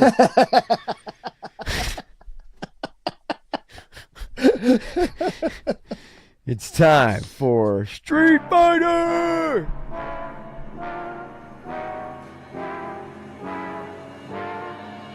Cammy. Hit me. Yeah, this is crazy. Yeah. I mean, the action is way over the top. I love it. It's, I absolutely it's great. love it. Because Yeah. it's just goofy enough for me. Yeah. Right? I mean, it looks like fun, right? Yes. I mean, and hey, not afraid to have a guy fighting a woman. Right? Not afraid to lean in to the 80s cheese. Right? You know, and this isn't going to be, Jean-Claude Van Damme, Raul Julia's version. This looks like it's going to be a lot of fun. I agree. I mean, you see that they're putting the moves in there. Yeah. The special moves are in there. You're getting some crazy announcer guys. They're gonna bash the car here. Yeah. Block. Oh yeah. No, I absolutely love it. Just this. I Only in theaters. Yeah, for about 3 weeks. There we go. Got to beat up the car. That's the part that I hate is that it's only going to be in theaters for like 3 freaking weeks or something. Now, You're right. I'm going to say this, and I'm going to compare two things. And now we haven't seen anything on the other one in a while. Okay. But Mortal Kombat has their movie coming out, right? It was supposed to be released this fall. They pushed it to next summer. Yes. So they are betting that their movie is going to be a summer blockbuster, and they are super proud of it. So the Mortal Kombat movie is going to come out before this one, and then this one's going to come out in the fall when there aren't as big of movies coming out. So this is not going to be a high budget thing. It's not. Neither one of them is high budget really, but they're planning for this one to play off the coattails of Mortal Kombat, and maybe have that fall spike in the box office for them.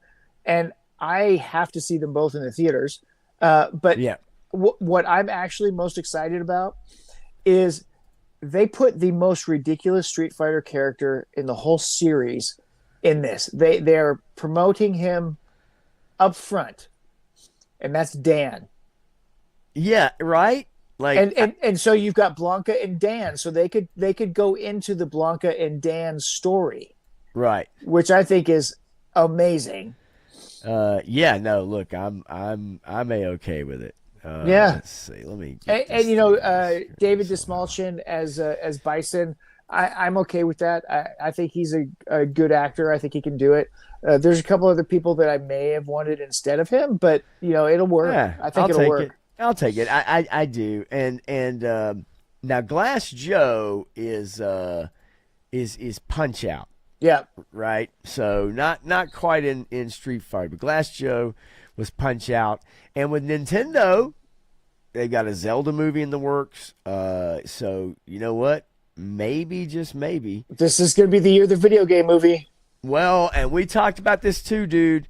I Yeah. think the new trend is going to be adapting video games. Of if course. They can do it now instead of superheroes. And I think Yep. that is going to be the next several years moving forward. It definitely is. Now, we So- also... Go ahead. So his name isn't Glass Joe. His name is just Joe. Yeah, And- okay. Yeah. Joe. Yeah. So we also got this Stranger Things season 5 part 2 trailer. Yep. Part dos. We failed. We never stood a chance. This is not over. Not by a long shot.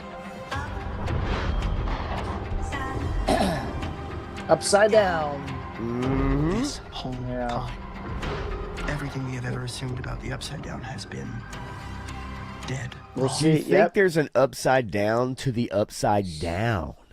Well, so they've already told you that there is, because if you follow the continuity of this show, which it's very loose and all over the place, but in the first season, the upside down was frozen in time.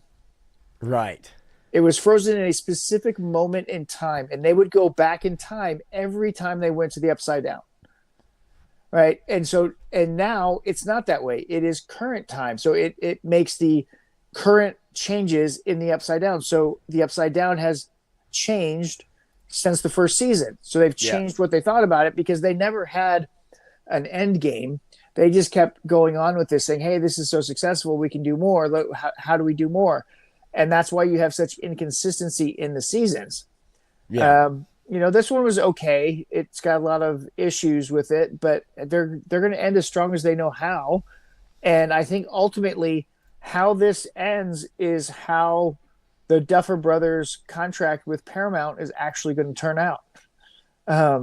Well, If they do really well with this, with the ending of this, then their career at Paramount might be okay, depending on what they produce for them, if they can actually get their writing tightened up. If they can nail the ending here, right? If they can land this plane, I agree. Let's take a look at the rest of this trailer. What's up, Triple D's Dungeon? Say he's What's been here up? for a little while. He's very, very sneaky.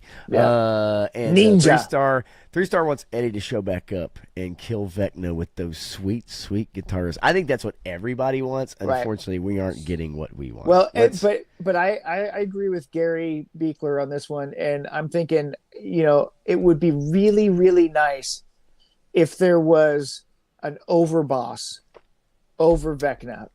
I agree. Because we've played the Vecna thing out, and we Yes. need something more than Vecna, because we I agree. defeated Vecna already.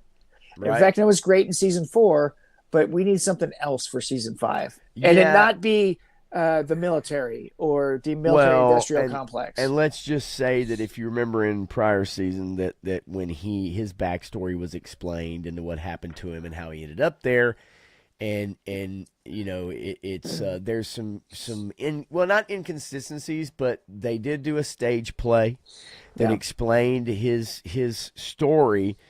And there's some things between that and the show and the Mind Flayer, let's just say that, Right. and as far as who's in charge, right? And so let's finish out this trailer here.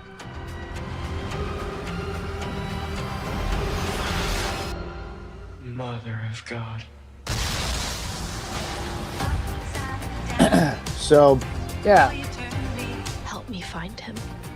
Kill him. yeah, What's it's the things I'm frustrated with this latest season. I think are going to be more and more prevalent as we go on. Unfortunately, I just hope they give good stories to all the characters, and that they wrap it up well. See that right Whoa. there? Nancy. Yeah. That was supposed to be the easy part. Wow, Nancy's just Well, I mean, and the kids or the boys are just with Robin cowering. No, I don't know. We'll see.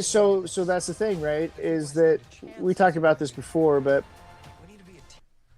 the superpower is gayness, right? Because the two gay characters are going to have the most prominent roles. Sure. Yeah. And then the for girl sure. bosses are taking over, and they're Yes. whipping out the machine guns, and they've got all the supplies under control, and they're telling everybody what to do, and all the guys are like ho hum, whatever, okay. Tis true. And it's a little frustrating because they've treated Steve so poorly, and all he did was he found a pervert in the bathroom, and he was chastised for it. I mean, since then.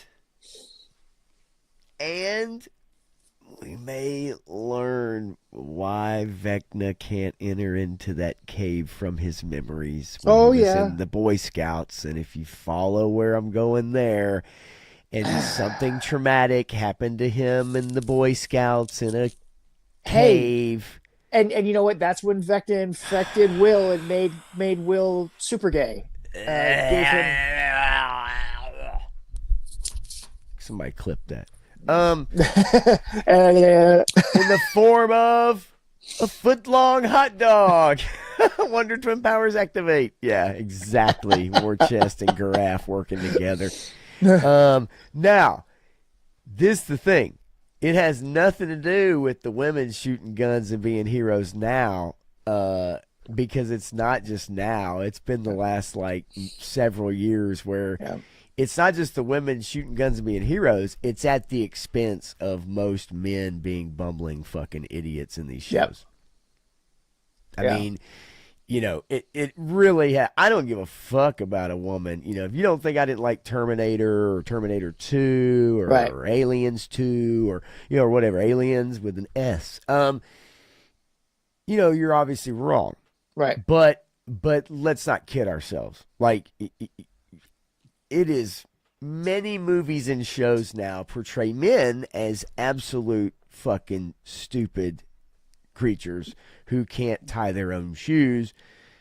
And if a 75-pound Nancy beats up three 240-pound 6'2" military guys, come on. Okay, I don't care. I can suspend my disbelief on a lot of things, and that's fine. Right. Unfortunately, it's all the time now. So it works when you have Alita Battle Angel because she's a cyborg. When you have Ghost of the Shell because she's a cyborg. When you have Rogue because she's super powered.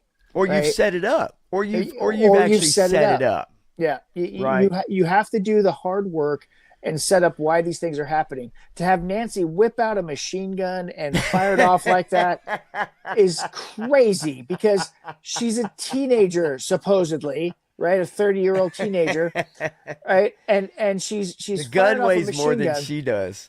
Seriously. And you know what? She's probably got an M203 under there, right? So she's going to start launching grenades too. Boom, boom, because she's the Predator now, right? She's Arnold Schwarzenegger. She's Dutch, right? Okay. Ooh, deja vu. I dreamt this already. Sorry. That's crazy when that happens, isn't it? It's not. I did. Yeah, no, I totally did. But it's crazy to think about. The things that happen in Predator, and at the time we're like, oh, that's so awesome. And today we look at it and said, that's not possible. We get it. Sly Stallone could not hold an M60 in one hand and fire. No, of course not. What's his name? The governor of Minnesota, former governor of Minnesota. Jesse Ventura holding a minigun. Okay. They modified that minigun and they actually started making it so you could actually do that. You can do it in Fallout. Well, yeah. After the movie Predator, they actually started modifying machine guns like that, the miniguns like that, so that you could actually do what he did there. But before that, you couldn't. Arnold Schwarzenegger taking the M16 with the 203 on it and firing it off like he did one-handed. I mean, look, season 5. Part 1 of this show does what they've been steadily doing over the past few seasons, except for Eddie, actually. But they have definitely taken the kids, the guys in particular, and they've really shoved them to the back. Yeah, they have. Every one of them. And they truly have elevated Robin and Nancy, especially in part 1. I mean, it is unmistakable. And especially Robin seems to be the wise old sage who is able to unlock the special powers within Will for obvious reasons. It just is like, it's not, I've talked to other people without prompting them, I've just asked them what they thought. I asked them, what'd you think about this character, whatever. And that's what people have told me even. They're like, I thought it was kind of weird that like Robin keeps, bringing up gay like every episode or whatever. Well, we've got to have this secret spy moment so that you see the gayness happening. God. But yeah, so like it's pretty apparent. I mean, but look, whatever. I don't give a fuck if she whips out a machine gun and goes ham. It doesn't matter, right? It doesn't really matter. The thing of it is, I think for me, finishing out the show, because I do want to see how it ends, because I have been watching it since the beginning. Right. Yeah. So, that's pretty much it. Let's finish this up. We'll finish this up here real quick, just to knock out the rest of the trailer. But unfortunately, there's really no new ideas being explored here. Right. And like you said with Vecna, this isn't scary, right? Like, this is not. Not anymore. It's, I guess, recreating the world in his image. You die, I die.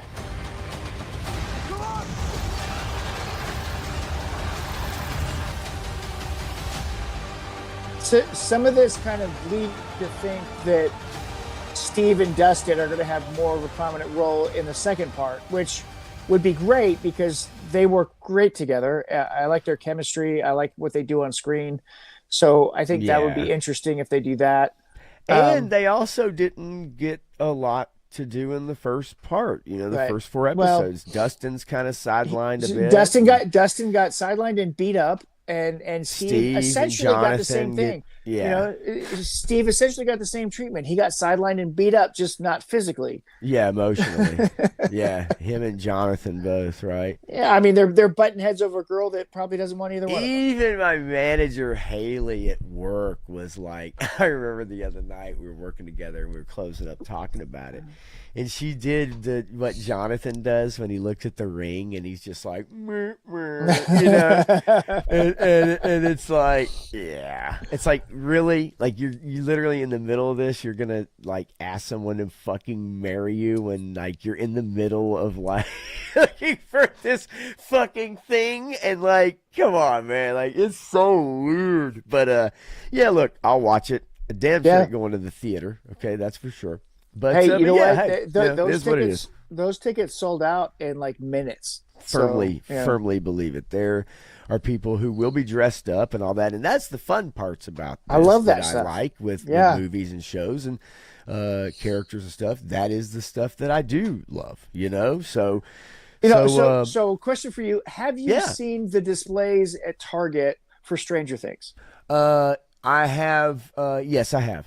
Yes. So to me, I don't know why, but when I see the displays, it's all reminiscent to me of season 4 of Eddie and season 4. There's very little that's really related to what's going on in this season. You know what? I really didn't think about it at the time, but you're right. And I don't know. I don't know if they didn't have the marketing materials because they didn't want it released, or I don't know. Secrets given out or whatever. But it really does seem like it's Eddie focused, very strange. and season 4. Mm-hmm. So no, you're right. Yeah, you're right. Very, very odd. It's I'm thinking about it now, but at the time I didn't even give it a second thought. I said, they got Stranger Things marketing. It's on the end caps and shit like that. No, it's a whole aisle. It is a whole aisle, but they have it marked, I guess, on the thing. But there's some stores that have several end caps as it leads you down to the aisle of the Stranger Things things. Right. It's really interesting. I actually like the marketing attempt that they're doing here, putting Doritos and cereal boxes in that aisle with Stranger Things stuff on it, along with the toys and T-shirts and all that other stuff. So it's really an interesting cross-marketing idea. I don't know how successful it actually is, but We'll see. Yeah, I mean, look, I think like a lot of people, I think they're probably about, they're really probably about done with it, Yeah. right? Yeah. Where they're ready, right? Yeah. They're ready, and I can fully understand that. So yeah, look, that's, I mean, we've got some stuff within the next month, that's out or coming out. Obviously, with Fallout Season 2, Episode 1 starting today. And then looking forward to Stranger Things and kind of finishing up that journey to see where it ends. I just Got don't to think got we to can see where it goes. do much more with it, to be quite honest with you. Yeah. So this topic I did want to get into, and I am time wise, I don't want to keep you like super long. So if That's you're all right. good, then I'm Yeah, going to yeah. jump into it. Yeah. Okay, so this is something that I looked up that I wanted to kind of get into and just look at, like, video games and there you go. Video games and Hollywood, movies and TV. Not just revenue comparable, but why does it take so long to get a new season? Why does it take so long to get a new game in a series, right? And I'll bring up, for instance, Skyrim by Bethesda or Fallout. Fallout 4 came out in 2015. They will not have a new Fallout game until probably 2035, 2034. Yeah. They used to be able to put, now that's just Bethesda, but let's just take it at what it is. Most companies were able to put out games within 2 to 3 years of each other. A sequel, if it was a year, you're really pushing it, okay? But if it's a year, you started on it before, when the first game was released. Right. But when the hardware changes, right, as you accelerate from 8-bit to 16 to PlayStation 1 to then Xbox 3, 32 to 64 to and then, 128. And then you get your Xbox One, your PlayStation 3, your PlayStation 4, and then your Xbox Series X and PlayStation 5 is where we're at. And they're already working on the next console generation. For me personally, okay, after you get to PlayStation 3, okay, and how much more advanced is the technology actually after PlayStation 3? Because you're getting to such high resolution. Can you actually develop games at that resolution and keep it up with it? Because once you hit 4K, that's all there is. That's all the human eye can perceive. So why would you keep pressing this? 4 and 5? What are 4 and 5 offering? What's different about them that makes them stand out so much more? Now, the biggest thing I think is, and let's just talk about video games, just keep it right there for a second. Yeah. So the speed at which the game can be played, like frame rate, okay? Mm-hmm. For shooters, fast-paced shooters, you need a great frame rate. Okay? Yeah. Now, most people don't have high refresh rate monitors. So in that sense, most people can't even take advantage of the tech that's offered to them. But also, it's no loading screens. You're able to spawn in quicker after you die, or load a game faster. Okay, and so when you go through a door, you're able to make games to where there's not a loading screen like Resident Evil, the original. Remember, you go through a door and it's amazing. There, Loved it. Creep. Well, yeah, I mean those load screens are perfect. So there is yes, maybe in some people's eyes that is a problem, but for some people that's an aesthetic. That's an okay thing. That's good. Right. So basically speed, right? Speed is the main thing in which the games can be played. The refresh rate or the frames per second, and I think for a long time it was about how realistic can we get with the graphics, right? Well, as we've seen in the last several years, what's happened is for the sake of great graphics, gameplay the fun part of playing a game has been sacrificed. And what we've seen is that a lot of games, especially Sony's games, first party games, have become like miniature movies. Yeah. So you have a little bit of gameplay, and then you watch a cutscene. And then a little bit of gameplay, and then you watch a cutscene. Yeah. And then a little bit of gameplay and a really long cutscene, right? I know where you're going. Yep. So a lot of these games have been turned into miniature movies. Yeah. All right. The independent part of gaming, however, focuses on gameplay because there's not as much money involved. Okay. And so those games do great a lot of the times, especially the good ones, because of the gameplay, right? People are like, I don't give a fuck about the graphics. The game's fun to play. That's why you play games. It's fun to play them. You want to participate, not watch a fucking movie.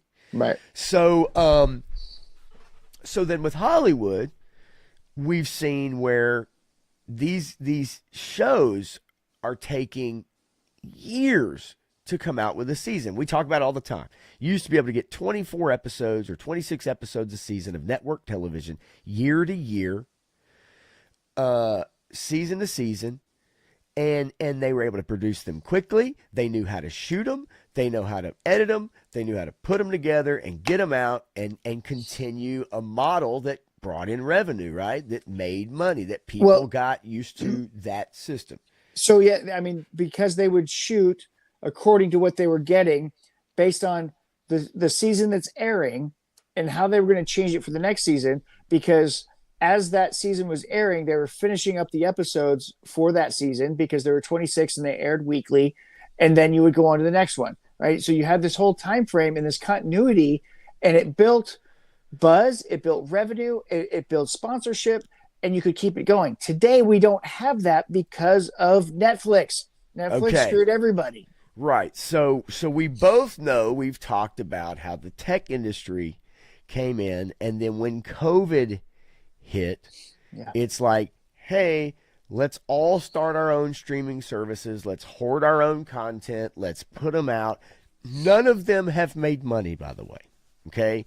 Except for Netflix. Disney Plus has not made money. Nope. I'd say Peacock hasn't made money. I'd say Paramount Plus probably hasn't made money. No, right? No way. Because they had to keep consolidating Paramount Plus because it was CBS All Access, which was all ass or all access.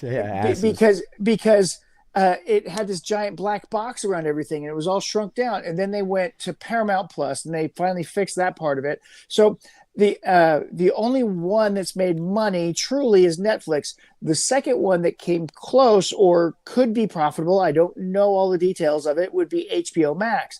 Disney Plus doesn't even come close because the only people that are getting Disney Plus or using Disney Plus are parents with kids so they can watch the children's content because they felt it was safe.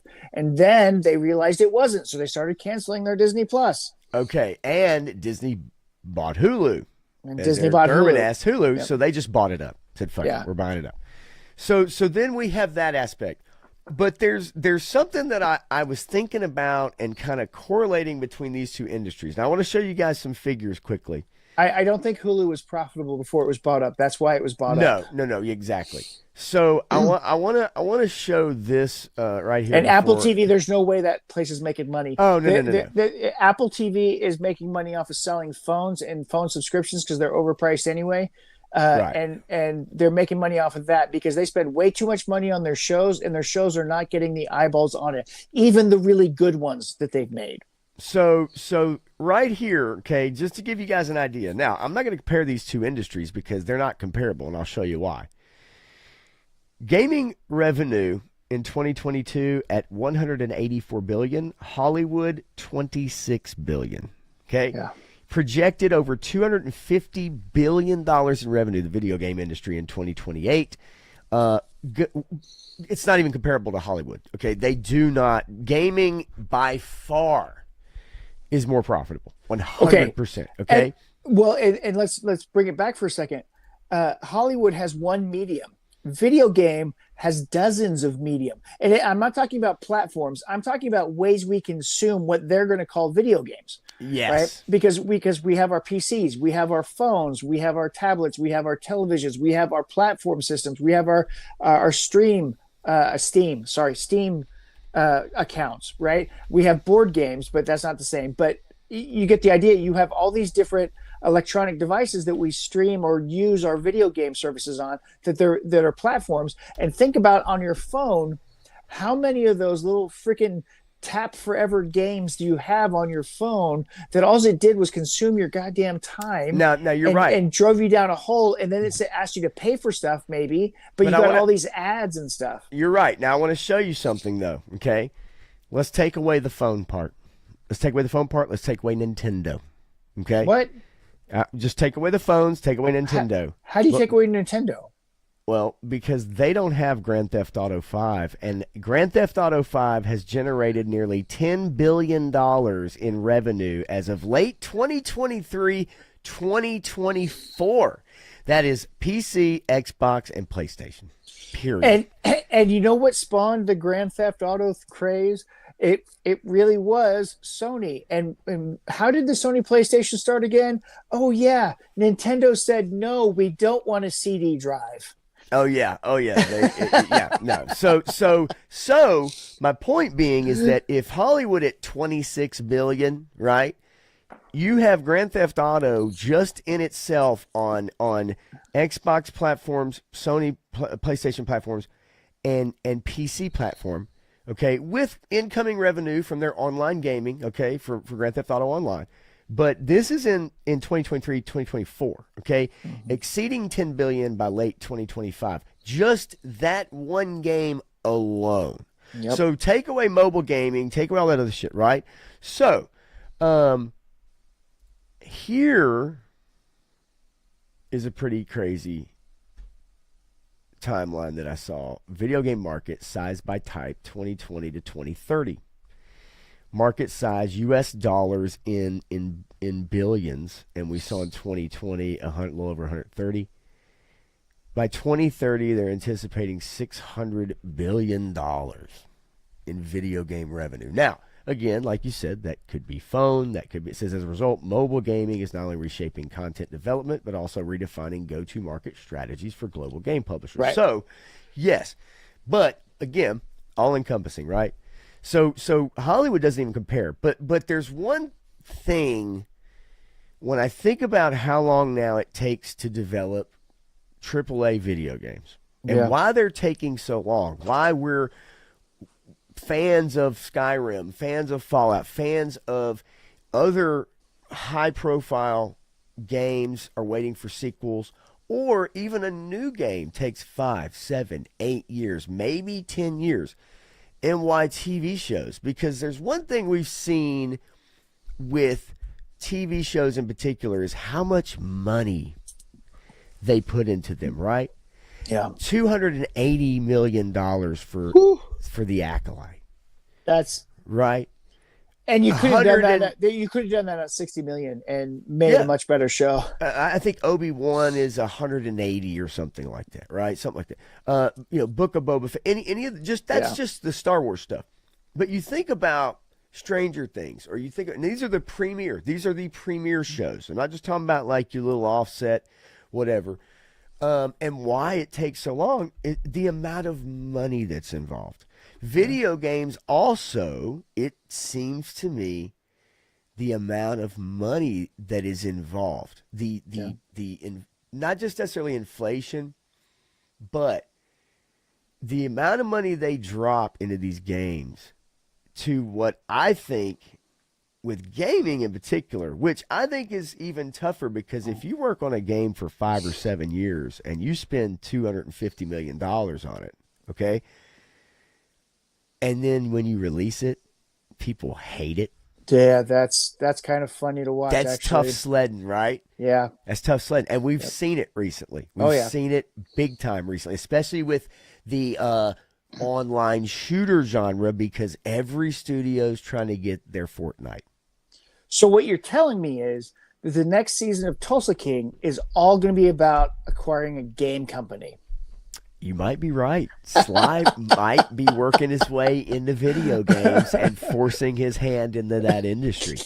But what it seems to me is that because video games has become such big business now, because it's become just such a massive money maker, is that because you have all this money poured in, because these companies hire hundreds of devs to work on these games, and because of the hardware now to make the games with the game engines that they're using, is that not only is it taking longer, because I think it's harder to make the games, where games were much simpler, years ago. The hardware was simpler.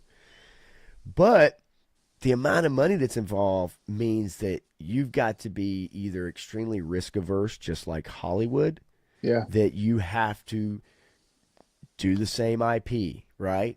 Anything new is a huge risk. Right. And so you want to get it right.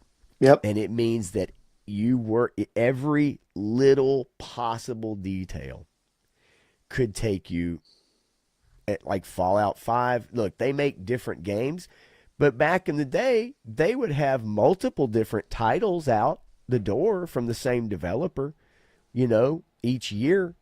And then 3 years afterwards, you'd have a new game in that series, but then the next year you'd have the sequel to another game. So you'd be working on multiple titles and getting them out the door.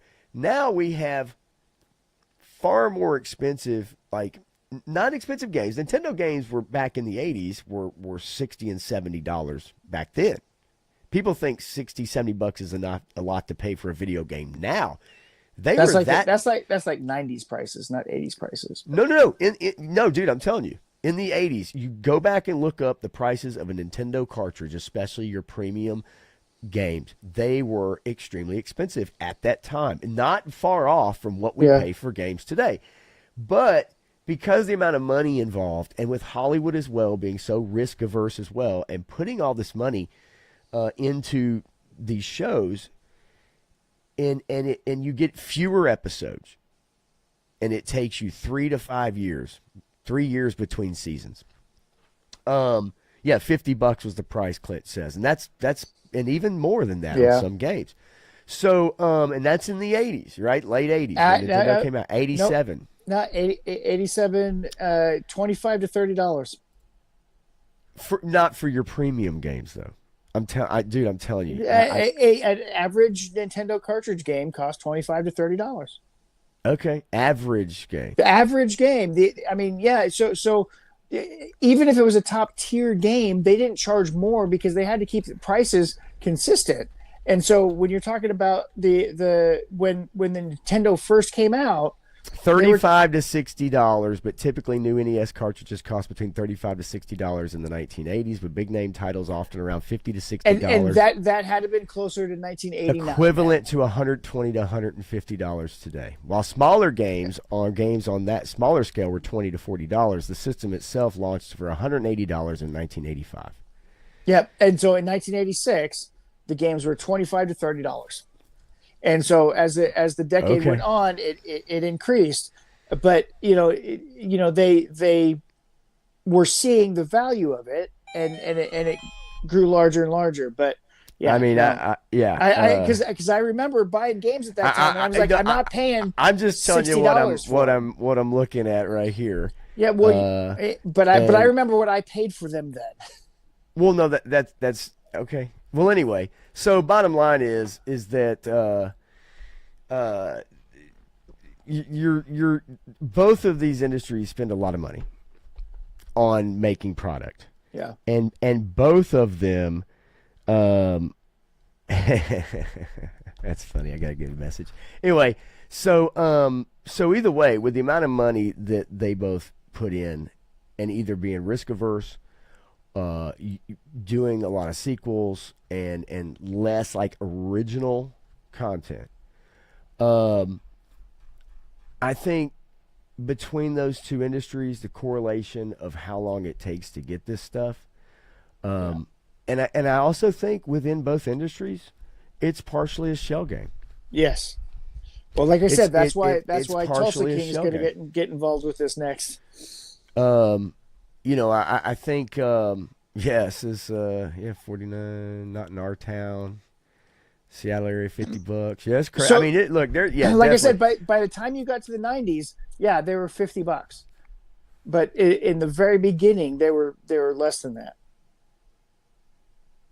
But that's just inflation and the way things changed as the popularity of them grew and they realized what they could do, which is why a lot of people went to Game Boy games. Let's see. All right, this is a 1988 ad for Nintendo games. $54.99 for Contra. 88. $54.99 for Top Gun. Zelda was $59.99. Adventure Link $63.99. The Nintendo came down from $180 to $159, but even Kung Fu, which I loved Kung Fu, was $45. But yeah, some of them they were $37.99, which was probably the titles that look. I had all of these games, I think, except for Adventure Link. I don't think I had Link. Oh, that game sucked so bad. That was so bad. I actually hated that game. That game's terrible. The NES Advantage, though, was the controller to have. I had it, and I loved it. The NES Advantage was the greatest controller ever. With that joystick, dude. Oh, my God, man. so awesome. But I gotta send a message back to Punk. He sent me a very funny message. I guess it's a little while ago, actually. I didn't realize I had it for a while, but it's God, that's some good shit. I'll tell you here when we're done.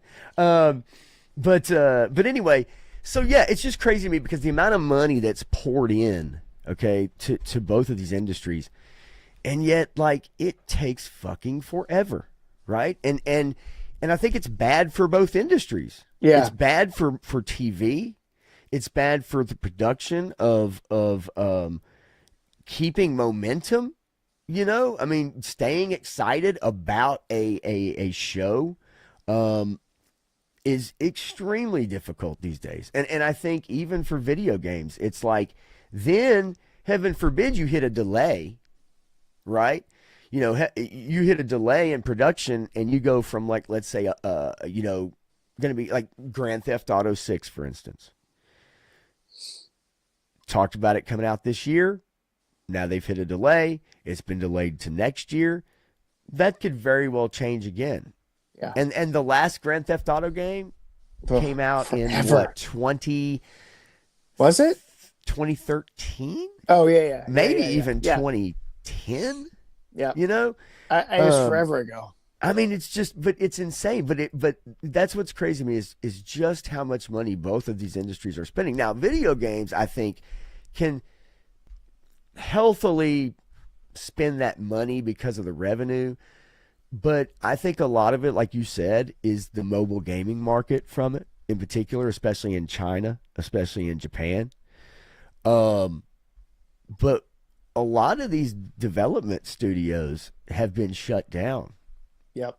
And another correlation between the two industries, Sony and Microsoft have gone into a consumption war.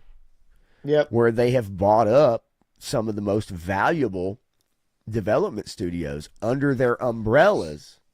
And they've even closed some of them down because they had one game that didn't perform. For a studio that's been around for like 40 years. Right? Yep. And so it's wild to me. I as much as I love gaming and love games, I've actually recently found more fun in going back and playing games that didn't have amazing graphics, but had very fun gameplay. Oh yeah, I mean, ultimately, that's what I got into gaming for altogether was gameplay. How does this affect the story, the gameplay? How does it work? The mechanics? Is it functional? Which is why The Adventures of Link was so terrible, because the gameplay was awful. Yeah, it was definitely different than what we had been used to with that overworld and that really tiny Link. And then when you went to the kind of the side scroll, now you got to go to towns and talk to people and stuff like that, but it was so different than what that first game was so successful, right? That most people have a bad memory of that game. Because it 2013. Okay. It changed things from a role-playing game to an action-adventure game, right? And I understand that's what they were trying to do. They're trying to do something different. So I applaud them for that.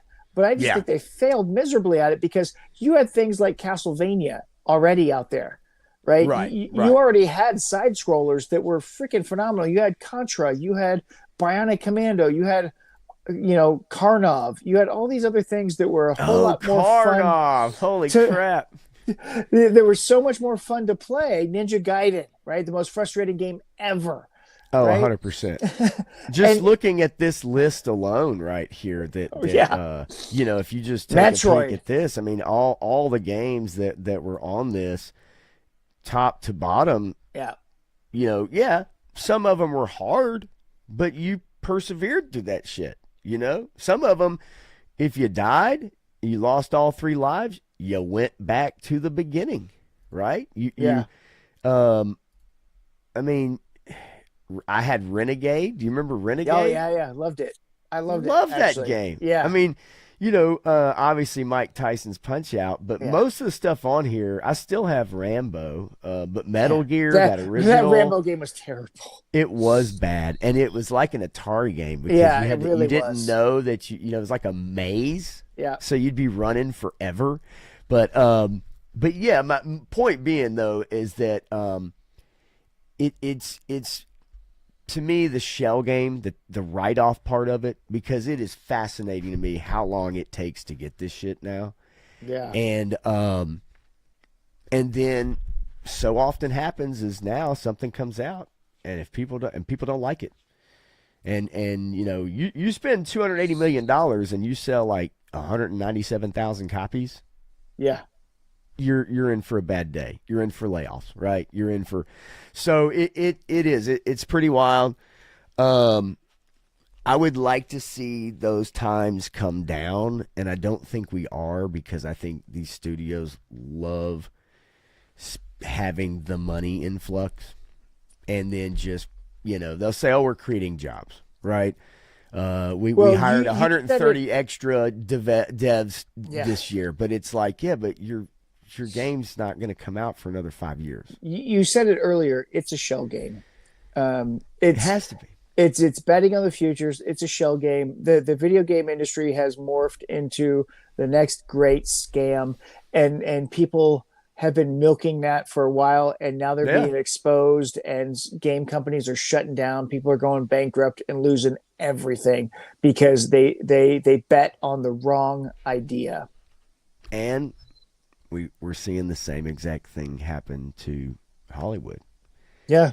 I think, the thing that will It's been happening for 15 years. They just didn't realize it until now. And it's kind of too late. And and with gaming, I think, you'll see more studios close. You're going to see and so you're going to see, obviously, mobile gaming will continue to grow. That's how they work in those figures, like women make up 50% of gamers. But in reality, when we talk about gaming, we're talking about consoles and PC, right? I mean, that's but reality. You got to think about Candy Crush. I mean, come on. I know, serious gamer here. But yeah, it's interesting. But I just wonder, like, how far, can this go before a lot of people really start to tune out, right? Like, gaming can grow and grow and grow, but there's bound to be some sort of recession, right? I mean, it's only natural to back to a median. And I'll tell you, man, like the God of Wars and the Last of Us games and all the Sony games that are over the shoulder third person movie games slop. I think people are tired of those games. I think they had enough, and I think I don't think they're tired of it. I think the idea is still good. You just have to have the right mechanics and story to bring people back to them. Yeah, but I think people I will say this. I think people are wanting more gameplay and less cutscenes. I agree. Want less movie watching and more participation. Yeah, absolutely. Right. Okay, so now here's a question for you. Did you ever play the original Prince of Persia game on the computer, on the PC? Oh, on PC? No. Okay. Not the original one on PC. Yeah. It wasn't So a DOS game, was it? yeah, it was, I think. But Ooh. that game changed the way that everybody saw the side scroller forever. And the Okay. only game that really took advantage of it was Tomb Raider. So it did something with the original Prince of Persia on the PC game that no other game did. You could run and jump off of a platform and not land on the other side of the platform. You could actually grab a hold of it and land on it, and then pull yourself up. Right. So it had a different mechanism, and then it used Double Dragon's use of weapons, so you could get a sword and use that or whatever. It did all these incredible things for gameplay that nobody ever paid attention to. And then 20 years later, they came out with a Prince of Persia on a modern system, and people loved it, and they went all crazy for it and everything. And I'm like, right. Did you ever play the original? The original was amazing. I mean, it's I did see recently at the Game Awards they did announce a new Tomb Raider game. I heard it. And you know what it looks like?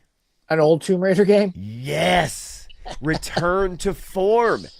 It looks like the classic Lara Croft that we remember, and I guess somebody's been listening, because the look of it is, and the look of her, it's like it's the classic. So this is going back to what Hollywood's doing right now. What Disney is doing in particular. They're starving. They have lost so much money, so much clout, so much revenue, so many stockholder shares have plummeted because of their poor decision making, that they're trying to find what is actually going to entice people to come in. What are we going to do to encourage people to like our stuff again? What do people like? What do people really like? Not the AI bots. What actually generates revenue for other places? And they're realizing it's the same thing that always has. TNA, good stories. I mean, come on. It all comes down to the same thing. It does. Look, the reality is, like, women are fine with it. Men are fine with it. When it comes to that aspect, it just is. I talk to people about it all the time at work. It's a common conversation that comes up. And most of the girls I talk to were A-okay with most movies, whether it had sexy women or sexy men, manly men, right? And sexy women. And rarely do I come across someone who's like, no, I really like a more sensitive male in my movies that's very, weak-minded and easily led around. You don't hear that very often. It's not a thing. It's not. The vast majority of women out there do not appreciate that. The vast majority of men don't appreciate that. So when you have, 85% of your audience saying that's not what we want, if that's all you make, you're only courting that 15%, and you're going to lose. You're going to lose every time. Just to give an idea, I'll share this screen on the new Tomb Raider, which hopefully, I will be playing. Let's see, new Tomb Raider game. So maybe they have been listening. And maybe they are, let's see, here you go. And there's a couple good shots here, right? Like you can see. So maybe, just maybe, look, here's character design with the wetsuit. Maybe we will get a return to form instead of what's been recently out. And of course we know we're getting the Sophie Turner show, whatever. I wouldn't pay much attention to that, but if they get back, and I don't know that that's going to get off the ground. I really don't have much I faith that it's going to get I off the don't ground. either. I don't think anybody will watch it, to be honest with you. Well, I mean, it amazes me that this Red Sonja movie got made after screening it and seeing it, how terrible it is. Why anybody would have gone through with actually putting that out there, but Right. I would be shocked if Sophie Turner's Tomb Raider actually gets made. Yeah. No, I agree with you. I think let's see here. Yeah, Because no, everything that everyone loves Red Sonja for was not in that movie. no, and you've got the new new Spartacus show that's an absolute joke too, right? Yeah. And you can bet damn well see what that show's all about. All you gotta do is just watch a trailer for it. So let's see here, just to give you an idea. I'll kind of skip through this a little bit and. But I say, all legends must come to an end.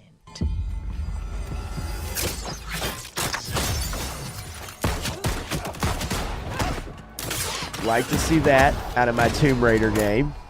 Guns. That's where you're wrong. I'm just getting started. Instead of her, just using a shovel or a pickaxe or something. She's got the double pistol. She's got the hips. Yes. I mean, I saw those hips in the silhouette.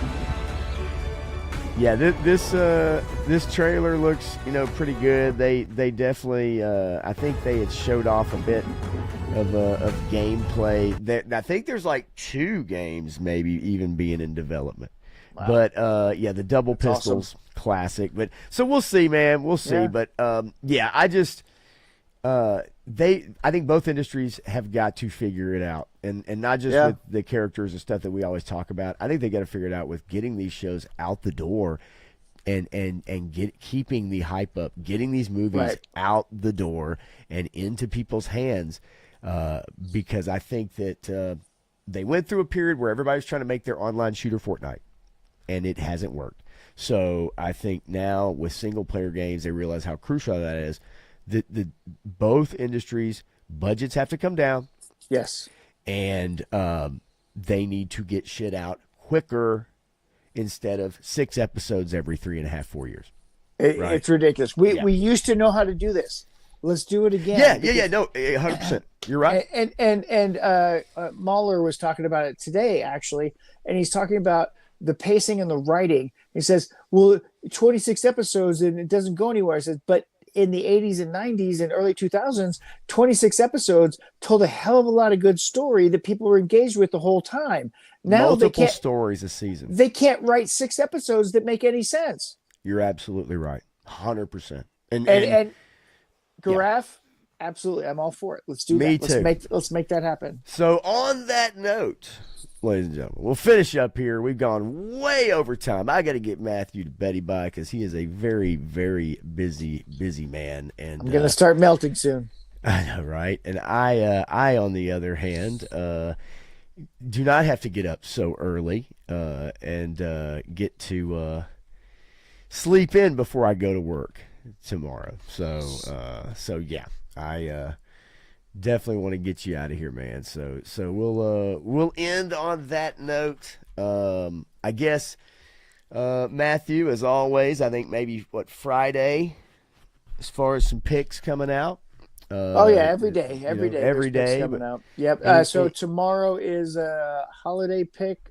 So tomorrow's Wednesday. So yeah, I've got a G.I. Joe holiday pick, and I've got some other stuff scheduled for Thursday and Friday. Friday, we also have the Punk's Pit this week. So. Oh, that's right. That is right. I forgot. I was thinking it was last week, but I know that then got changed. Nothing happened last week. Well, and that's why I just jumped on and decided to hang out and have a couple people join me, G.I. Jetman and War Chest, just to shoot the shit. That's all we did. Just awesome. kind of. But just hanging out for something anyway. Yeah. And so let's see, Graph. Here you go, buddy. There it is. You knew somebody did it. There you go. Sydney Sweeney as Lara Croft. That's it. But anyway, okay, good. So we'll look forward to that. Backyard Battlefield tomorrow. Chris Joe Crow and my cuz 3-Star Draw doing their show on 3-Star Draw's channel. You guys know where to find that. And then, I'll be back Sunday to discuss something. We'll figure it out on the fly. And then next Tuesday from there. So anyway, but you guys are awesome. Thank you for hanging out tonight. Really appreciate it. And I guess we will catch you guys next Tuesday on another Evening Blend. Until then, thanks, y'all. Have a great night.